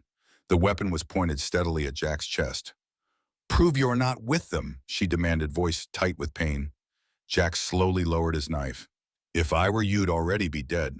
Chen's laugh was brittle, not very reassuring. The gun remained trained on him. "Tell me something only the real Jack Miller would know. You have a subroutine in Phoenix, something Michael built. A dead man's switch that contains encrypted coordinates to the fragments." Jack kept his voice level. "You told me tonight in the garage." The gun wavered slightly, then lowered. "They came 20 minutes after I got home. 3 men, professional. Military hardware, but not military discipline." Chen winced as she shifted. "Sloppy entry. I heard them before they reached the bedroom." Jack moved forward, assessing her wound. "You're shot. Grazed, through and through on the shoulder." Chen nodded toward a first aid kit open on the bed. Was about to stitch it myself when I heard you downstairs. They're gone. For now, Chen grimaced, grabbed my laptop tablet, kept asking about Phoenix fragments. When I didn't answer fast enough, they decided a bullet might loosen my tongue. Jack knelt beside her, examining the wound. The bleeding had slowed, but not stopped. This needs medical attention. No hospitals, Chen said firmly. They'll be watching. Just help me bandage it properly. As Jack cleaned and dressed the wound, Chen explained what had happened. The attackers had been precise, knowledgeable about Phoenix, and specifically interested in any information about the fragment's locations. They'd mentioned Hayes by name. Colonel Hayes, you know him? Jack asked, securing the bandage. Never met him. But Michael mentioned him, his former CO. Chen studied Jack's expression. They asked if Hayes had contacted me, seemed very interested in his whereabouts. Jack's mind raced, processing this new information. If Conrad's team was hunting Hayes, it suggested the colonel wasn't working with them, but it didn't guarantee his trustworthiness either. We need to move, Jack said, helping Chen to her feet. They might return or have surveillance watching the house. Where to? If Conrad has compromised Sarah's security, nowhere at Morgan Technologies is safe. Jack considered their options. The fallback location was potentially compromised. His apartment would put Alex at risk. Any hotel would require ID that could be traced. I know a place, he said finally. But first tell me everything you know about the Phoenix fragments and the dead man's switch. Chen leaned against the wall, gathering strength. Michael designed Phoenix with multiple fail-safes. The core technology is useless without 5 specific encryption keys, each hidden separately. The dead man's switch activates if unauthorized extraction is attempted, erasing the central architecture and alerting the key holders. How does the switch know the difference between authorized and unauthorized access? Biometric verification, DNA-based. Chen met his eyes. Michael's DNA, and after him Sarah's and Emma's. The pieces connected in Jack's mind. That's why Hayes said Emma was in danger. If Conrad can't get Sarah's biometric access, he'd use Emma's. Chen's expression hardened. Michael never anticipated someone would threaten his daughter. He built the backup access for her protection, not as a vulnerability. Do you know where any of the fragments are located? Chen shook her head. Michael kept that compartmentalized, said it was safer if no one person knew all 5 locations. She studied Jack intently. But you know something. I can see it in your face. Jack hesitated, then removed the compass from his pocket. Hayes believes this contains one of the fragments. Michael gave it to me before Horasan. Chen's eyes widened. She reached for the compass with her good hand, examining it carefully. The casing, it could conceal a microdot or chip. She looked up at Jack. And Hayes has another fragment. So he claims. Jack took back the compass. But until I can verify his story independently, I'm not trusting anyone with this. Smart, Chen approved. Trust no one. Verify everything. Jack finished the phrase, Michael's words echoing between them. We need to warn Sarah, Chen said. If Conrad's people came after me, they'll target her and Emma next. Already tried. Her communications may be compromised. Jack helped Chen toward the stairs. We need to move now, establish secure contact, and develop a counter strategy before the board meeting. As they descended, Chen asked the question Jack had been avoiding. If Horasan was about the Phoenix fragments all along, what really happened to Michael? Jack's jaw tightened. The memories surged like a physical wave. Gunfire explosions, the frantic radio calls, Michael's final order. Get our men out, that's an order, Jack. I don't know, he admitted finally. Not all of it.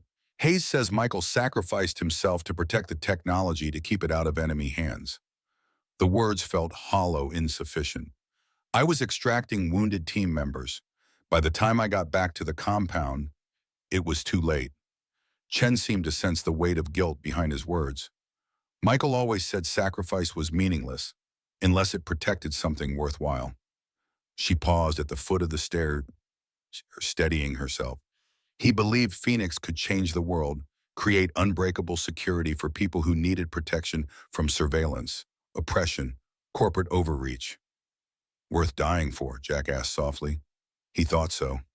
Chen's voice was equally quiet. The question is, what would he want us to do now? The answer came to Jack with absolute clarity. Protect his family. secure his legacy, stop Conrad. Outside, the eastern sky was beginning to lighten the false dawn that preceded true morning. Time was running short. In a few hours, the Morgan Technologies board would convene, and Conrad would make his move against Sarah. Jack helped Chen into his car, vigilant for surveillance. As they pulled away from the curb, he outlined his plan, such as it was. They needed a secure location, communications equipment, and medical supplies. Then they would establish contact with Sarah, verify her situation, and coordinate a counteroffensive before the board meeting. I know someone who can help, Jack said, turning toward the industrial district. An old teammate who owes me a favor. He runs a private security firm now, off the books, no questions asked. Chen nodded, her face pale but determined. And if Sarah's been compromised, if Conrad already has her and Emma, Jack's hands tightened on the steering wheel, then we implement the dead man's switch. Burn Phoenix to the ground before Conrad can weaponize it. Michael would approve, Chen said softly. He always said the technology was less important than the people it was meant to protect. As they drove through the awakening city, Jack's mind returned to his last conversation with Michael before Horizon. They'd been checking equipment the rest of the team already loaded in the transport. If anything happens to me, Jack, take care of them. Sarah, Emma, they're everything. Nothing's going to happen to you, Mike. We go in, we get the prototype, we get out. Standard op. Michael had looked at him, then a strange intensity in his eyes. Just promise me, brother. No matter what goes down, you protect my family. You know I will. But save the deathbed drama for when we're actually dying, okay? Michael had laughed, clapping him on the shoulder. Fair enough. Just remember, trust no one. Verify everything. 5 years later, those words guided Jack through the most dangerous mission of his life. Not for country this time, but for a promise made to a friend. For a debt that could never truly be repaid. The compass in his pocket seemed to grow heavier with each passing mile. The industrial warehouse looked abandoned, its exterior weathered and unremarkable among dozens of similar structures. But Jack noted the discreet security cameras, the reinforced entry points, the clear sight lines from multiple vantage points, defensive architecture disguised as urban decay. He parked in an adjacent lot, scanning for surveillance before helping Chen from the car. Her color had improved slightly, but the makeshift bandage was soaked through. She needed proper medical attention soon. Jack approached a side entrance, positioning Chen behind him as he knocked 3 short, too long a pattern from another lifetime. Seconds passed, then the sound of multiple locks disengaging.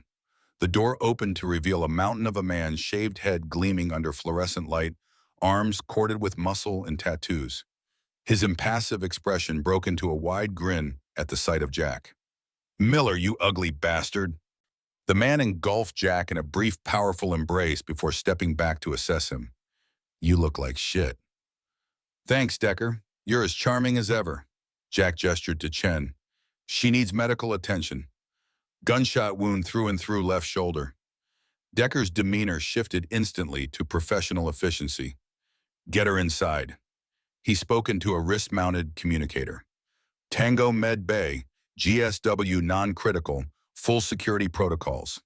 The interior of the warehouse belied its exterior, a state-of-the-art operations center hummed with technology and purpose. Monitors displayed security feeds, communications systems, and what appeared to be active operations in multiple locations. Personnel moved with military precision, acknowledging Jack with nods of recognition. Decker led them to a small medical suite where a woman in scrubs waited. This is Dr. Reeves, former combat medic, now our resident patch-up artist. She'll take care of your friend. As Dr. Reeves attended to Chen, Decker guided Jack to a secure briefing room, closing the door behind them. So, Decker folded massive arms across his chest. What kind of shitstorm have you walked into this time? Jack gave him the condensed version, his position at Morgan Technologies, Conrad's corporate espionage, the Phoenix technology, and the escalation to armed pursuit. He omitted Hayes the compass and the specifics of Khorasan, sharing only what Decker needed to understand the immediate threat. Decker listened without interruption, his expression growing more serious with each detail. When Jack finished, he let out a low whistle. Corporate black ops with military hardware. Ballsy. Decker leaned forward. What do you need? Secure communications, medical supplies, tactical gear if you can spare it. Jack hesitated. And a team on standby. This might get complicated fast. Already complicated if they're shooting at you. Decker stood. Communications room is yours. I'll gear you up and put a four-man team on alert status. He paused at the door. One condition, Miller. Name it. You tell me what this is really about. Decker's eyes were shrewd, the unredacted version, because you didn't come to me just for a burner phone and some bandages. Jack held his former teammate's gaze. Decker had saved his life twice in Afghanistan, had been one of the few who stood by him after the Khorasan inquiry. If anyone had earned trust, it was him. It's about Michael Morgan, Jack said finally. About finishing what he started in Khorasan and keeping a promise I made 5 years ago. Understanding dawned in Decker's eyes. The ghost that's been haunting you. He nodded once. Whatever you need, brother. No questions asked. After Decker left, Jack accessed the secure communications system, inputting the emergency contact protocol he'd established with Sarah during their contingency planning. Triple encrypted, routed through multiple anonymous servers designed to be untraceable, even if Morgan Technologies' systems were compromised. The message was simple: verify status.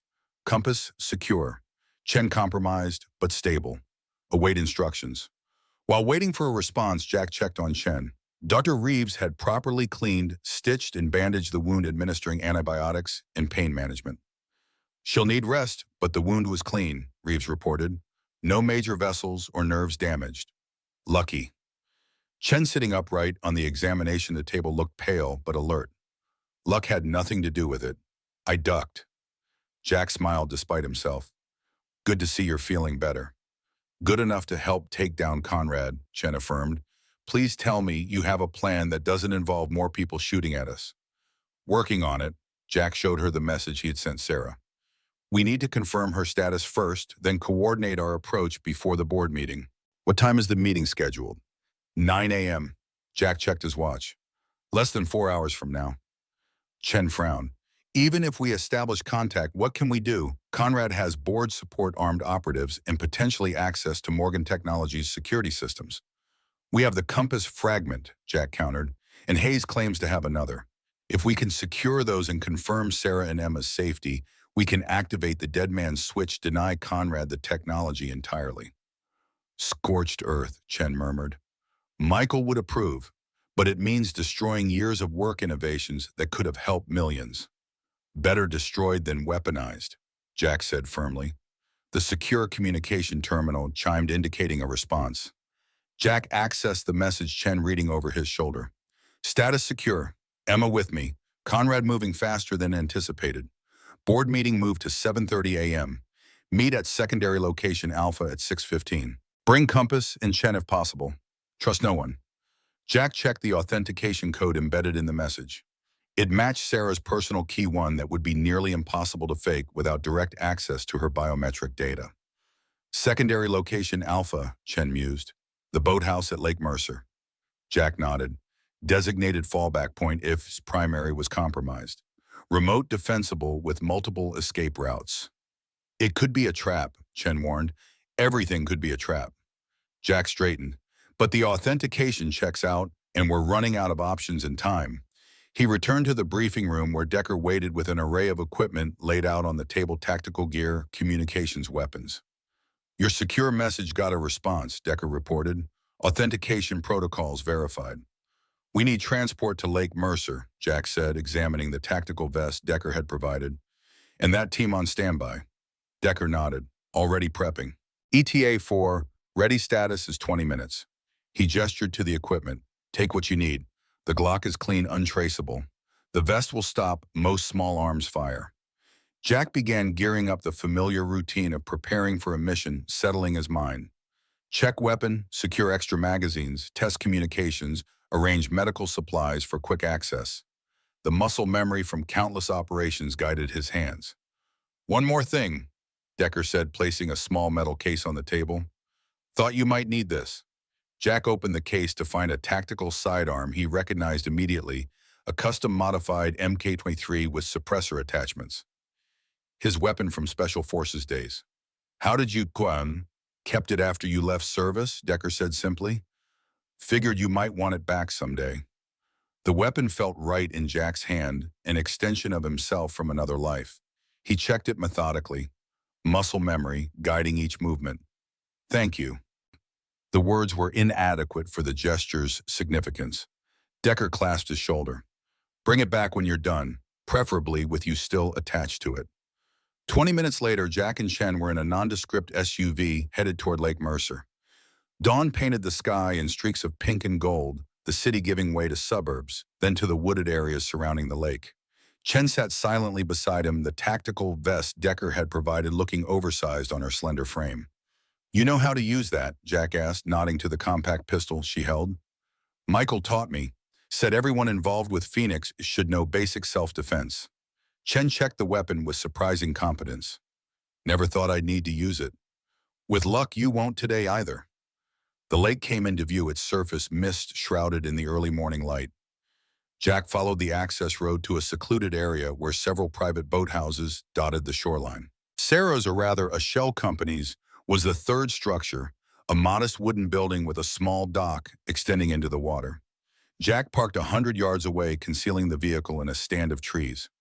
"Stay here until I verify it's clear," he instructed Chen.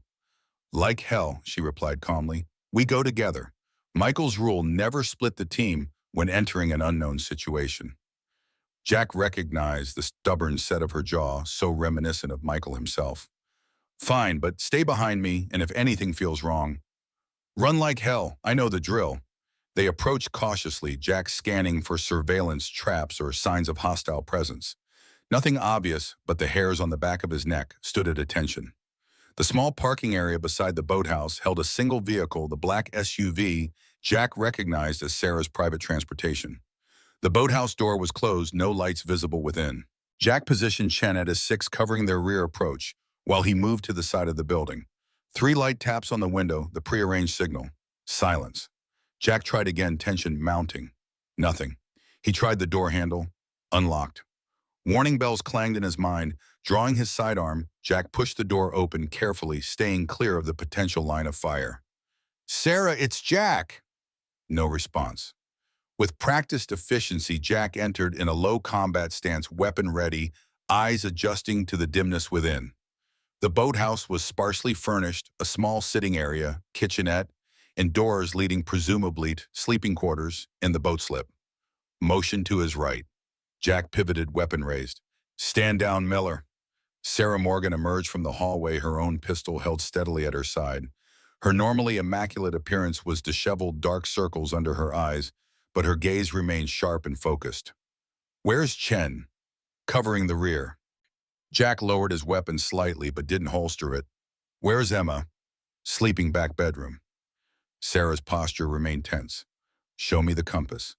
Jack studied her carefully. "First, verify something only you would know. The name of the stuffed rabbit Emma carries."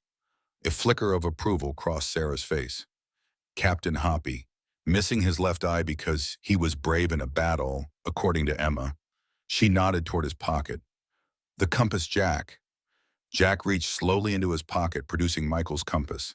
Sarah's eyes fixed on it with an intensity that confirmed its significance. "May I?" she asked. Jack hesitated, then handed it to her. Sarah examined it carefully, fingers tracing the worn metal before returning it. "Keep it secure," she said. "It's one of the keys." "So Hayes was telling the truth," Jack murmured. Sarah's expression sharpened. "Hayes contacted you." When Jack gave her the condensed version of his parking garage encounter with their former commanding officer, Hayes's revelations about Khorasan and his claim to possess another fragment, Sarah listened intently, her expression growing more troubled with each detail. "Hayes disappeared after the Khorasan inquiry. Michael always believed he was forced out to silence him about what really happened." "And what did really happen?" Jack asked directly. "Hayes claims the mission objective was accomplished, that Michael sacrificed himself to protect Phoenix." Sarah's gaze turned inward, remembering. "Michael knew the risks when he volunteered, said someone had to verify the technology hadn't been compromised, had to identify who was trying to acquire it." Her eyes refocused on Jack. "He trusted Hayes, and he trusted you to get the team out if things went wrong." The old guilt surged again. "I left him behind." "You followed orders," Sarah corrected firmly. Michael's orders. He knew exactly what he was doing. She holstered her weapon. We can discuss Coruscant later. Right now we need to focus on Conrad and the board meeting. Jack signaled Chen to enter. As she joined them, Sarah assessed her condition with a sharp eye. You're injured. I'll live, Chen replied simply. Conrad's team paid me a visit, asked about the fragments, mentioned Hayes specifically. Sarah nodded grimly. They've been systematically eliminating anyone connected to Phoenix's original architecture. 3 of Michael's former team members have died in accidents over the past year. How did Conrad find them? Jack asked. The project was classified, compartmentalized. Someone gave us access to Michael's personal files, Sarah said bitterly. Someone with highest level clearance. The implication hung in the air. Only a handful of people had such access, Sarah herself, perhaps the head of security, and potentially board members with special clearance. Inside job, Chen concluded, beyond Conrad. We need to assume the entire executive team is compromised, Sarah agreed. That's why I've moved the board meeting earlier, less time for Conrad to consolidate his position. What's your plan? Jack asked. Sarah moved to the kitchenette, retrieving a laptop from a hidden compartment beneath the sink. Conrad expects me to walk into that board meeting unprepared to be blindsided by his vote of no confidence. Instead, I'll present this. She opened the laptop displaying financial records, communications, and surveillance photos, a comprehensive dossier on Conrad's activities. Evidence of his collusion with external parties to steal proprietary technology, Sarah explained. Not enough to have him arrested, but more than enough to force the board to remove him, especially when coupled with Chen's testimony about the security breaches. Jack studied the evidence. He'll have countermeasures in place. People ready to discredit this information. Which is why we need the fragments, Sarah confirmed. If we can prove the Phoenix architecture has been compromised and that Conrad is responsible, the board will have no choice but to act. And if they don't, Chen asked quietly. Sarah's expression hardened. Then we activate the dead man's switch. Burn it all down before Conrad can weaponize Michael's legacy. A small voice from the hallway interrupted them. Mommy, who are you talking to? All 3 adults turned to see Emma standing in the doorway. Captain Hoppy clutched to her chest, hair tousled from sleep. Her eyes widened when she saw Jack. Sandwich man! She rushed forward, stopping just short of Jack, suddenly shy. Jack knelt to her level the way he always did with Alex. Hey there, Emma. Remember me? She nodded solemnly. You knew my daddy, and you have sad eyes. Jack smiled gently. Not so sad today. It's good to see you. Emma turned to Chen, studying her with the direct curiosity only children possess. You're hurt. Does it hurt a lot? Chen's expression softened. Not too bad. Your dad taught me to be brave. Like Captain Hoppy, Emma said seriously, holding up her rabbit for inspection. He got hurt in a battle too. Sarah moved to her daughter, placing protective hands on her shoulders. Emma, sweetheart, why don't you get dressed? We need to leave soon. Are we going home? Emma asked hopefully. Not yet, sweetie. We have a stop to make first. Sarah guided her daughter back toward the bedroom. I'll help you find your clothes. When they were gone, Jack turned to Chen.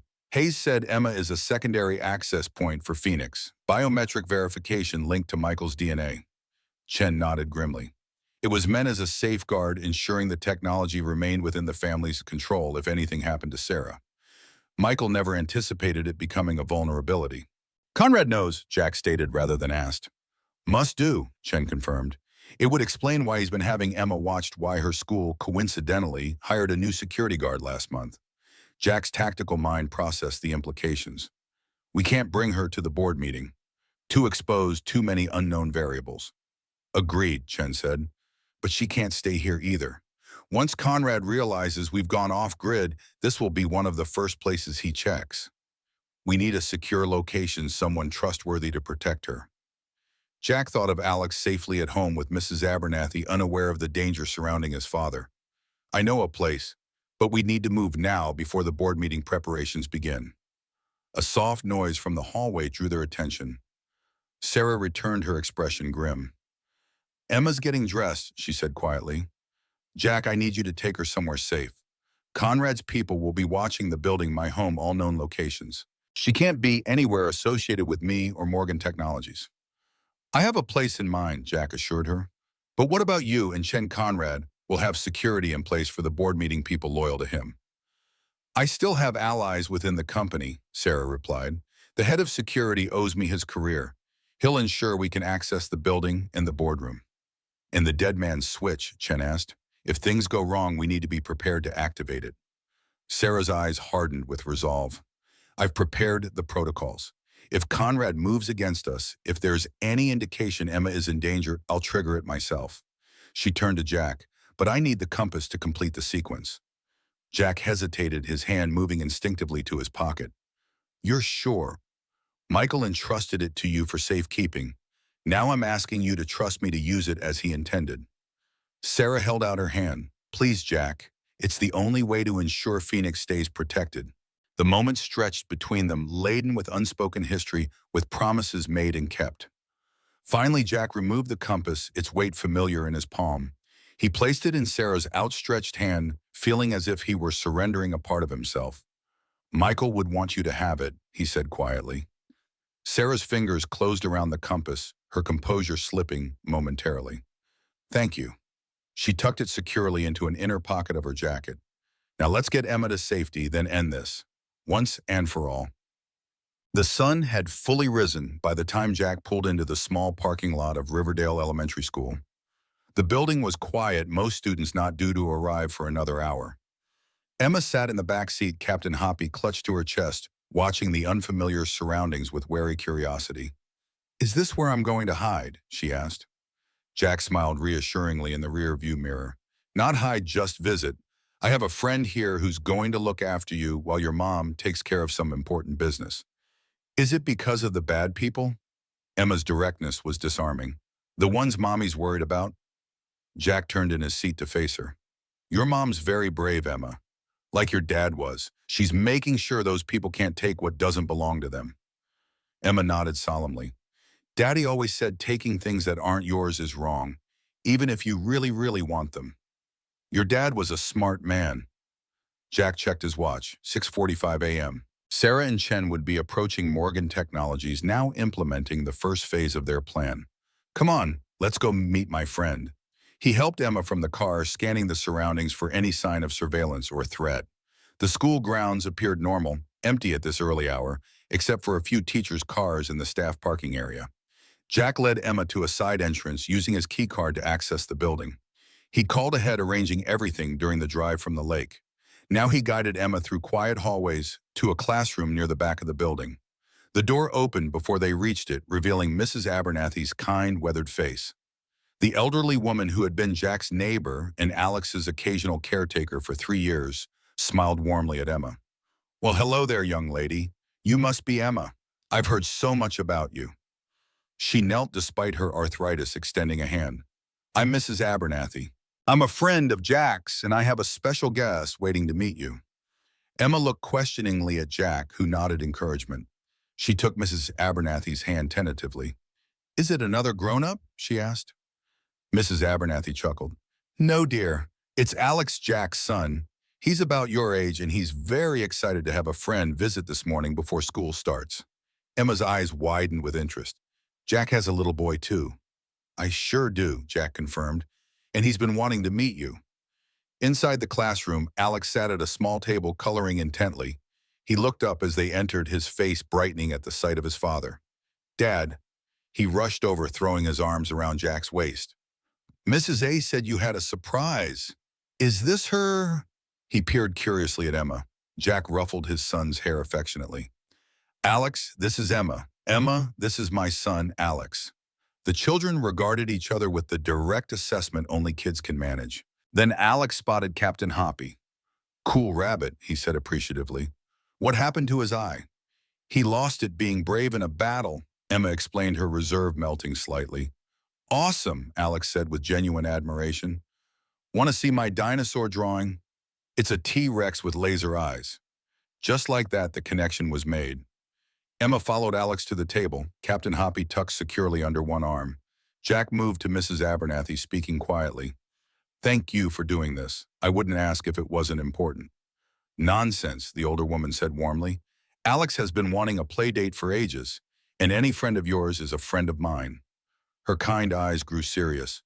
Is everything all right, Jack? You look troubled. Just work complications, Jack assured him. I should be back by normal pickup time, but if anything changes, I'll call. Mrs. Abernathy patted his arm. Don't you worry about these two. We'll have a wonderful morning together. Jack approached the children's table, kneeling beside Emma. I have to go help your mom now, Emma, but Mrs. Abernathy and Alex will take good care of you until we come back. Emma looked up from the dinosaur drawing, her expression suddenly serious beyond her years. Are you going to fight the bad people? Jack considered his answer carefully. I'm going to make sure they don't take what isn't theirs, just like your dad would want. Emma nodded solemnly, then surprised him by wrapping small arms around his neck in a quick hug. Be careful, she whispered. Mommy needs you to come back. The simple statement hit Jack with unexpected force. He returned the hug gently. I will. I promise.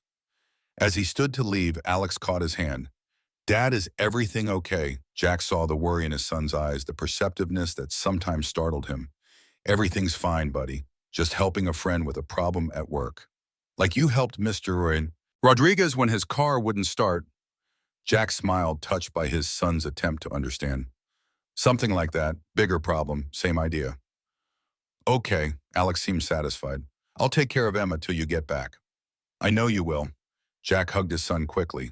Be good for Mrs. Abernathy. I'll see you this afternoon. As Jack left the classroom, he glanced back one more time. The children were already bent over the drawing together, Emma pointing to something on the page, Alex nodding enthusiastically. In that moment, they were just kids, untouched by the shadows of corporate espionage, classified technology, or parents' legacies. Jack would do everything in his power to keep it that way. Morgan Technologies loomed against the morning sky, its glass facade reflecting the sunrise in sheets of gold and amber. Jack parked in a service area 2 blocks away, using the maintenance access he'd memorized during his time with the company. Sarah's text had been brief but clear. Proceed to server room via maintenance corridors. Chen and I entering through executive elevator. Meet 7:15. Jack moved through the building's hidden arteries, service corridors, maintenance shafts, utility rooms, invisible as always to the corporate world on the other side of the walls. His tactical vest was concealed beneath a maintenance uniform, his sidearms secured in a shoulder holster, extra magazines distributed in accessible pockets. The server room occupied a significant portion of the building's 3rd sub-basement, a fortress of climate-controlled technology secured by multiple layers of biometric authentication. Jack approached via the maintenance access tunnel, using the override codes Sarah had provided to bypass the initial security checkpoints. At the final door, he paused, assessing. The security panel showed active, no signs of tampering. He entered the override sequence, waited for the confirming beep, then slipped inside. The server room hummed with the sound of powerful computing systems, racks of equipment extending in orderly rows throughout the space. In the center, a glass-enclosed control station served as the nerve center for the entire operation. Chen was already there, her injured shoulder immobilized in a proper medical, sling fingers flying across a specialized keyboard. Sarah stood beside her, tense and vigilant, the compass open on the console before them. Right on time, Sarah acknowledged as Jack joined them. Chen's accessing the Phoenix architecture now. We need to verify the fragment's status before the board meeting. Any sign of Conrad or his security team? Jack asked, positioning himself to monitor the server room entrance. Not yet, but security logged him entering the building 20 minutes ago. Sarah's expression was grim. He's gathering his allies, preparing for the confrontation. Chen looked up from her work. I've accessed the core architecture. The system registers 3 fragments as potentially compromised, too secure. She pointed to a schematic on the screen. Michael's failsafe is still intact, but there are signs someone's been probing it, testing for vulnerabilities. Conrad, Sarah confirmed. How long before the board meeting? 12 minutes, Jack reported. Are we ready? Sarah nodded toward the compass. Almost. Chen needs to integrate the fragment from the compass into the failsafe protocol. Then, if necessary, we can trigger the dead man's switch remotely during the meeting. Chen carefully opened the compass's casing, revealing a tiny storage device embedded within. Michael, you brilliant paranoid man, she murmured, with grudging admiration as she extracted the device. This will take a few minutes to integrate.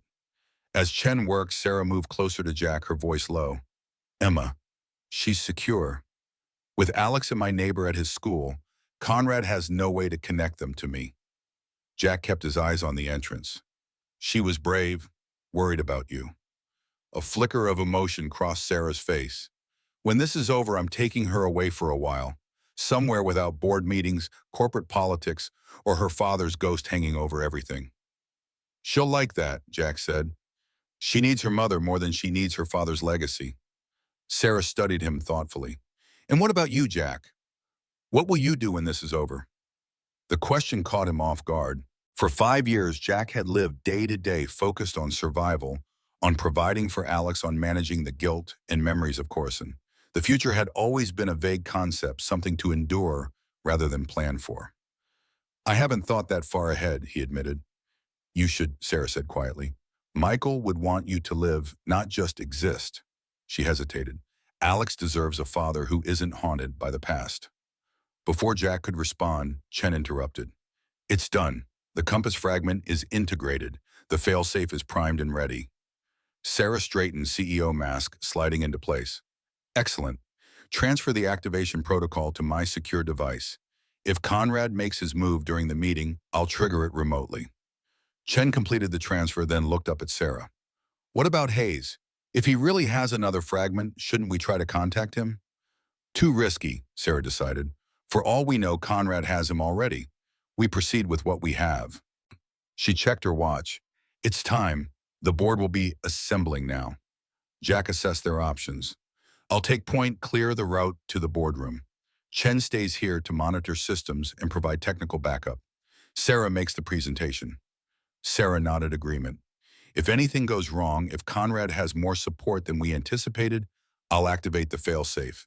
Phoenix will be erased rather than compromised. And Conrad, Chen asked, will be exposed, removed, and prosecuted, Sarah said firmly, for corporate espionage, at minimum potentially treason if we can prove foreign involvement. Jack wasn't so sure it would be that clean. Men like Conrad with resources and connections rarely faced full consequences for their actions. But that was a problem for later. Right now, they needed to focus on the immediate threat. Let's move, he said, checking his weapon discreetly. Stay behind me, maintain distance in case we're separated. They exited the server room, Jack leading the way through the maintenance corridors toward the executive level. As they approached the transition point to the main building, Jack's combat instincts registered a change in the environment, subtle but unmistakable. Wait, he whispered, halting their progress.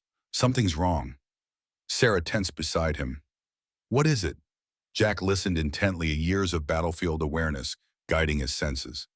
The building's too quiet. Executive floor should be busy with staff arriving, preparation for the board meeting. I'm not hearing normal activity. He eased forward to the access door, carefully checking the corridor beyond through the small security window. The executive floor appeared deserted, no assistants at their desks, no security personnel at their stations. Empty. Trap, Jack concluded, drawing back. Conrad's cleared the floor, probably isolated the board members, already controlled the environment.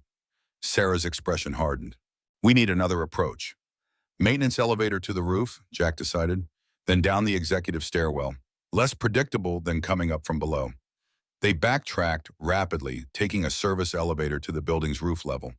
The morning air was cool and clear, the city spread before them in a panorama of urban geometry. Jack led them across to the executive access door, using Sarah's security credentials to bypass the alarm. The stairwell was silent, emergency lighting, casting everything in a dim red glow. They descended quickly, Jack in the lead, or following closely, both alert for any sign of Conrad's security team. 2 floors down, Jack halted abruptly, raising a hand for silence. Voices below approaching their position. He signaled Sarah back up several steps, positioning himself at the turn of the stairwell. 2 men in tactical gear rounded the corner, weapons at ready position, private security, not regular Morgan Technologies personnel. Jack moved before they registered his presence, disarming the first with a practiced combat maneuver, using the man's momentum to send him crashing into his companion. Both went down in a tangle of limbs and equipment. Jack secured them efficiently, zip ties from his tactical vest binding wrists and ankles, communications devices disabled. The entire encounter had taken less than 20 seconds and occurred in near silence.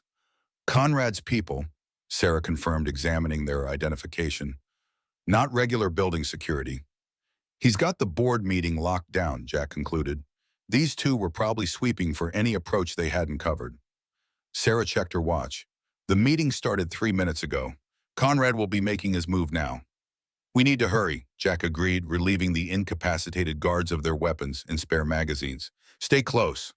They continued down the stairwell to the executive level. Jack eased the door open, checking the corridor. Still deserted, but now he could hear voices from the boardroom at the far end raised in what sounded like heated discussion. Jack led Sarah along the wall using the minimal cover provided by office doorways and furniture. As they neared the boardroom, the voices became clearer. Irresponsible absence proves my point. Conrad was saying, his tone reasonable but firm. Sarah Morgan's leadership has become increasingly erratic, her decision-making questionable at best. The Phoenix Project delays, the security breaches, the unauthorized personnel additions, all symptoms of a deeper problem. James, this is highly irregular, another voice objected, an older man, likely one of the senior board members. A vote of no confidence should include the CEO's presence to defend herself. I invited her, Conrad replied smoothly.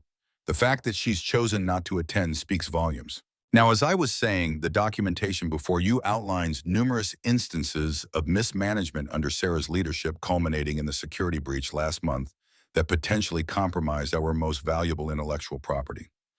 Jack and Sarah reached the boardroom doors. Through the narrow window, Jack could see Conrad standing at the head of the table, board members seated around it, expressions ranging from concern to openly hostile. 4 security personnel, Conrad's private team, positioned at strategic points around the room. Jack assessed the situation rapidly. 4 armed guards, unknown loyalties among board members, Conrad controlling the narrative. Direct confrontation is high risk. Sarah nodded grimly. We need leverage. She removed a small device from her pocket at the fail-safe trigger Chen had prepared. If necessary, I'll activate it, but I'd rather expose Conrad than destroy Phoenix. Jack thought quickly, tactical options unfolding in his mind.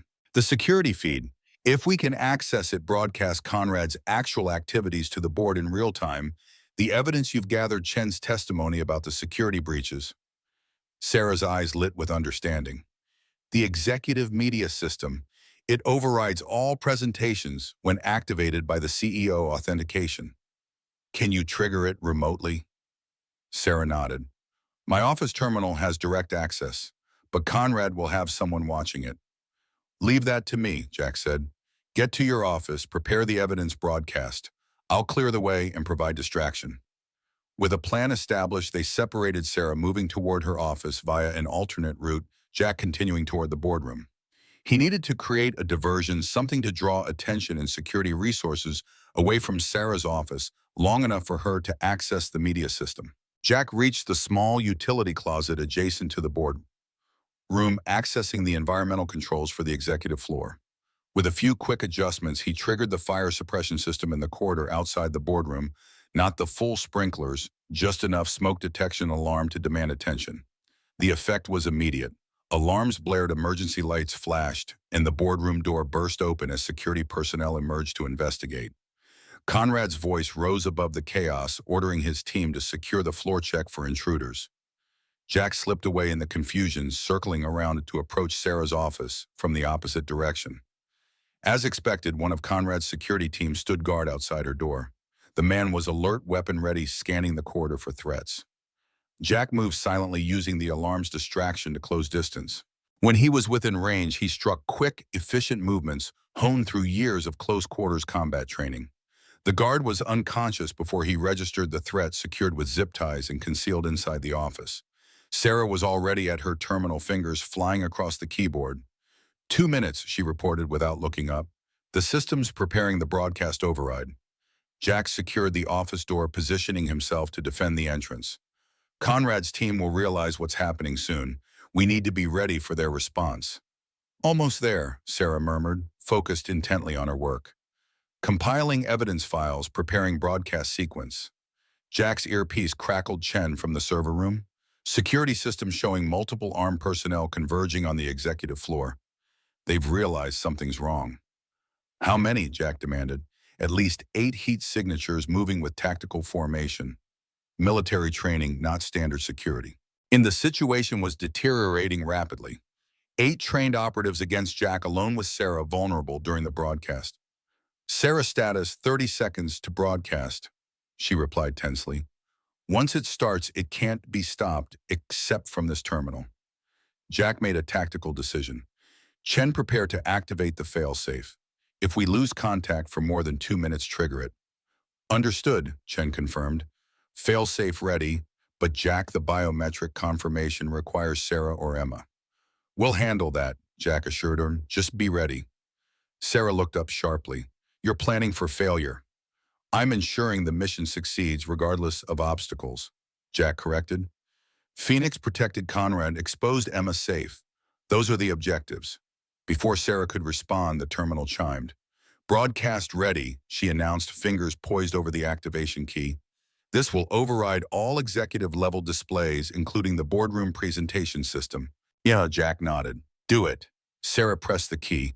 On monitors throughout the executive floor, including the massive display in the boardroom, Conrad's carefully crafted presentation disappeared, replaced by damning evidence of his activities. Financial transactions with known technology, brokers, security, override authorizations, surveillance photos of meetings with foreign operatives. Through the office window, Jack could see the boardroom eruption into chaos. Conrad's face contorted with rage and disbelief as he realized what was happening. Board members rose from their seats, pointing at the evidence displayed before them, demanding explanations. It's working, Sarah said, a grim satisfaction in her voice. They're seeing the truth. But Conrad wasn't finished. He shouted orders to his security team, pointing toward the executive offices. Jack saw 4 men break away, moving with a tactical precision toward their position. We've got company, he warned, drawing his sidearm. 4 operatives armed approaching fast. Sarah's hand moved to her own weapon. The broadcast will continue automatically. We need to hold this position for 3 more minutes for the full evidence package to display. Jack made a quick tactical assessment. Office is indefensible against 4 trained operatives. We need to move, draw them away from the terminal. If we leave, they'll shut down the broadcast, Sarah objected. Not if they can't find us, Jack countered, moving to the office's inner door. Executive passage to the conference room. We can circle behind them, approach the boardroom from the opposite direction. Conrad's the target, neutralize him, and his team loses direction. Sarah hesitated only briefly before nodding agreement. Lead the way. They slipped through the executive passage, a private corridor connecting the CEO's office to various conference rooms, designed for discreet movement between meetings. Jack moved with practiced stealth, Sarah following his lead. Behind them, they heard the office door burst open, Conrad's team discovering the empty room, the broadcasting terminal. Angry voices, orders shouted into communications devices. Jack led Sarah through the passage to a small conference room adjacent to the boardroom. From here, they could enter directly, bypassing the corridor where Conrad's remaining security waited. Ready? Jack asked, hand on the door. Sarah checked her weapon, eyes steady. Ready. Jack opened the door and they entered the boardroom from the side entrance. The scene inside was one of controlled chaos, board members arguing heatedly, the evidence broadcast still playing on the main display, Conrad gesturing emphatically as he tried to regain control of the situation. This is clearly fabricated, Conrad was shouting, desperation edging his voice. Morgan is attempting to frame me rather than accept responsibility for her own failures. It's not fabricated, James, Sarah announced, clearly stepping into full view. The room fell silent as all eyes turned to her. Every document, every transaction, every communication is authenticated and verifiable. Conrad's expression shifted from shock to calculated menace. Sarah, how convenient of you to finally join us. Just in time to witness your removal as CEO. That won't be happening today, Sarah replied calmly. The board has seen the evidence of your activities. Your attempts to steal Phoenix technology, your collusion with foreign interests, your systematic undermining of company security. The board chairman, an elderly man with steel gray hair, stood. These are serious allegations, Ms. Morgan. Mr. Conrad claims they're fabricated. They can be verified independently, Sarah assured him. My technical team is standing by to provide authentication protocols for every piece of evidence presented.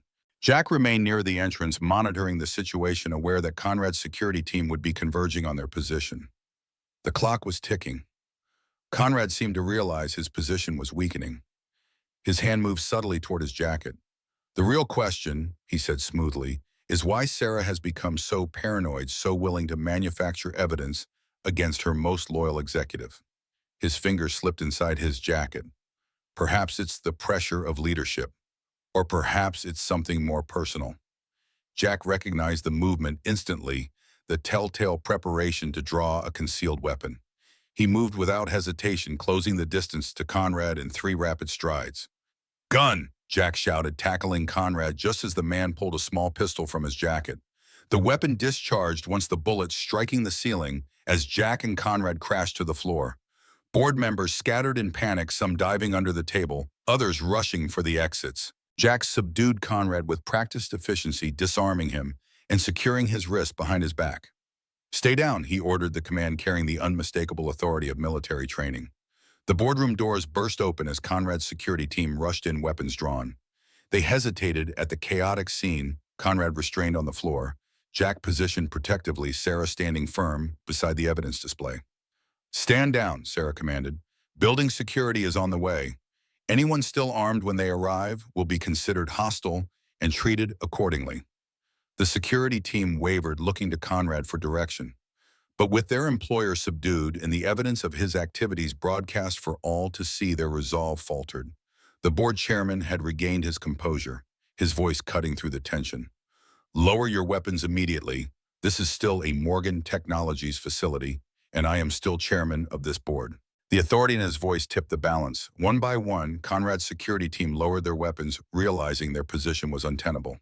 Jack maintained his position, keeping Conrad secured, as building security finally arrived, alerted by the gunshot and responding board members. The private security team was quickly disarmed and detained, the situation brought under control. As Conrad was hauled to his feet by building security, he locked eyes with Jack. "This isn't over, Miller," he hissed. "You have no idea who you're dealing with, what forces you've provoked." "I know exactly who I'm dealing with," Jack replied evenly. "The same people who were waiting in Coruscant. Tell your employers they failed." Again. A flicker of surprise crossed Conrad's face before he was led away. Sarah approached, her composure intact despite the chaos around them. "The board needs to convene an emergency session," she said, addressing the chairman. "We need to assess the full extent of the breach, implement countermeasures, and prepare for potential legal and security implications." The chairman nodded gravely. "Agreed. And Ms. Morgan, it appears we owe you an apology for entertaining Conrad's allegations. The evidence is quite compelling." "Save the apologies for after we've secured the company," Sarah replied briskly. "Jack, we need to check in with Chen, verify Phoenix's status." As the board members regrouped and building security established order, Jack and Sarah slipped away to a private office. Jack activated his secure comlink. "Chen status report." "All clear at the server level," Chen reported, relief evident in her voice. "Conrad's access has been revoked, his team's credentials purged from the system. Phoenix architecture is secure, no signs of successful extraction." Sarah visibly relaxed at this news. "And the fragments?" "Secure, the compass fragment has been fully integrated into the failsafe. If anyone attempts unauthorized access now, the entire system will self-destruct and alert all remaining fragment holders." Jack nodded approval. "Good work. Stay in position until building security has cleared all floors. We'll come to you." After ending the communication, Jack turned to Sarah. "Conrad's in custody, but this isn't over. He mentioned employers. Whoever backed his operation won't simply abandon the technology." "I know," Sarah acknowledged, "but we've bought time-protected Phoenix for now." She hesitated. "We should check on Emma." Jack had already been thinking the same thing. He pulled out his phone, dialing Mrs. Abernathy's number. She answered on the second ring, her voice calm and reassuring. "Everything's fine here, Jack. The children are having a wonderful time. Emma's teaching Alex some game with her rabbit, and they've barely noticed I'm in the room." Relief washed through Jack. "Thank you. We'll be there soon." After ending the call, he nodded to Sarah. "They're safe together." Something softened in Sarah's expression. Emma and Alex, Michael would have liked that. She moved to the window, looking out over the city. "5 years ago, he made you promise to protect us if anything happened to him. Today, you fulfilled that promise." "The mission isn't complete," Jack cautioned. "Conrad's just one piece of a larger operation. Whoever was behind Coruscant is still out there, still interested in Phoenix." Then we'll be ready for them, Sarah said with quiet determination. Michael built Phoenix to protect people, not to control them. I won't let his legacy become a weapon. Jack studied her profile, seeing for the first time not just the CEO, not Michael's widow, but Sarah Morgan herself. Strong, resilient, determined to protect what mattered most. What happens now? He asked. Sarah turned to face him. Now we pick up our children. We take them somewhere safe while the legal and security teams do their work. She hesitated. And then we talk about the future, about what comes next. For Phoenix. For all of us, Sarah clarified. Emma, Alex, you, me. She met his gaze directly. 5 years is a long time to live in the shadow of the past, Jack. Maybe it's time we both stepped into the light. The words resonated with unexpected depth. For 5 years, Jack had existed rather than lived, focused on survival and obligation rather than possibility. The future had always been something to endure, not embrace. But standing here now, mission accomplished, promise fulfilled, Jack felt something he hadn't experienced since before Horasan, a sense of purpose beyond mere survival, beyond guilt and obligation. One step at a time, he said finally. First we secure Phoenix, then we make sure the children are safe. He paused. After that, we'll see. Sarah smiled, a genuine expression that transformed her features, revealing the woman behind the CEO facade. Michael always said you were the cautious one, always planning 3 moves ahead. He was the optimist. Jack acknowledged memories of his friend rising without the usual accompanying pain. Always certain things would work out for the best. Maybe this time he was right, Sarah suggested. She moved toward the door. Come on, there are 2 children waiting for us, and I've kept my daughter waiting long enough. As they left the office together, Jack felt the compass's absence from his pocket, a physical reminder of obligations fulfilled, promises kept. For 5 years, he had carried it as a talisman of guilt and failure. Now integrated into Phoenix's protection, it served its true purpose, safeguarding Michael's legacy for the future. Some debts could never be fully repaid, but perhaps they could be honored in ways that allowed for new beginnings, new promises, new life. Jack followed Sarah toward the elevator, toward the children, toward whatever came next. One step at a time, the silent oath finally fulfilled.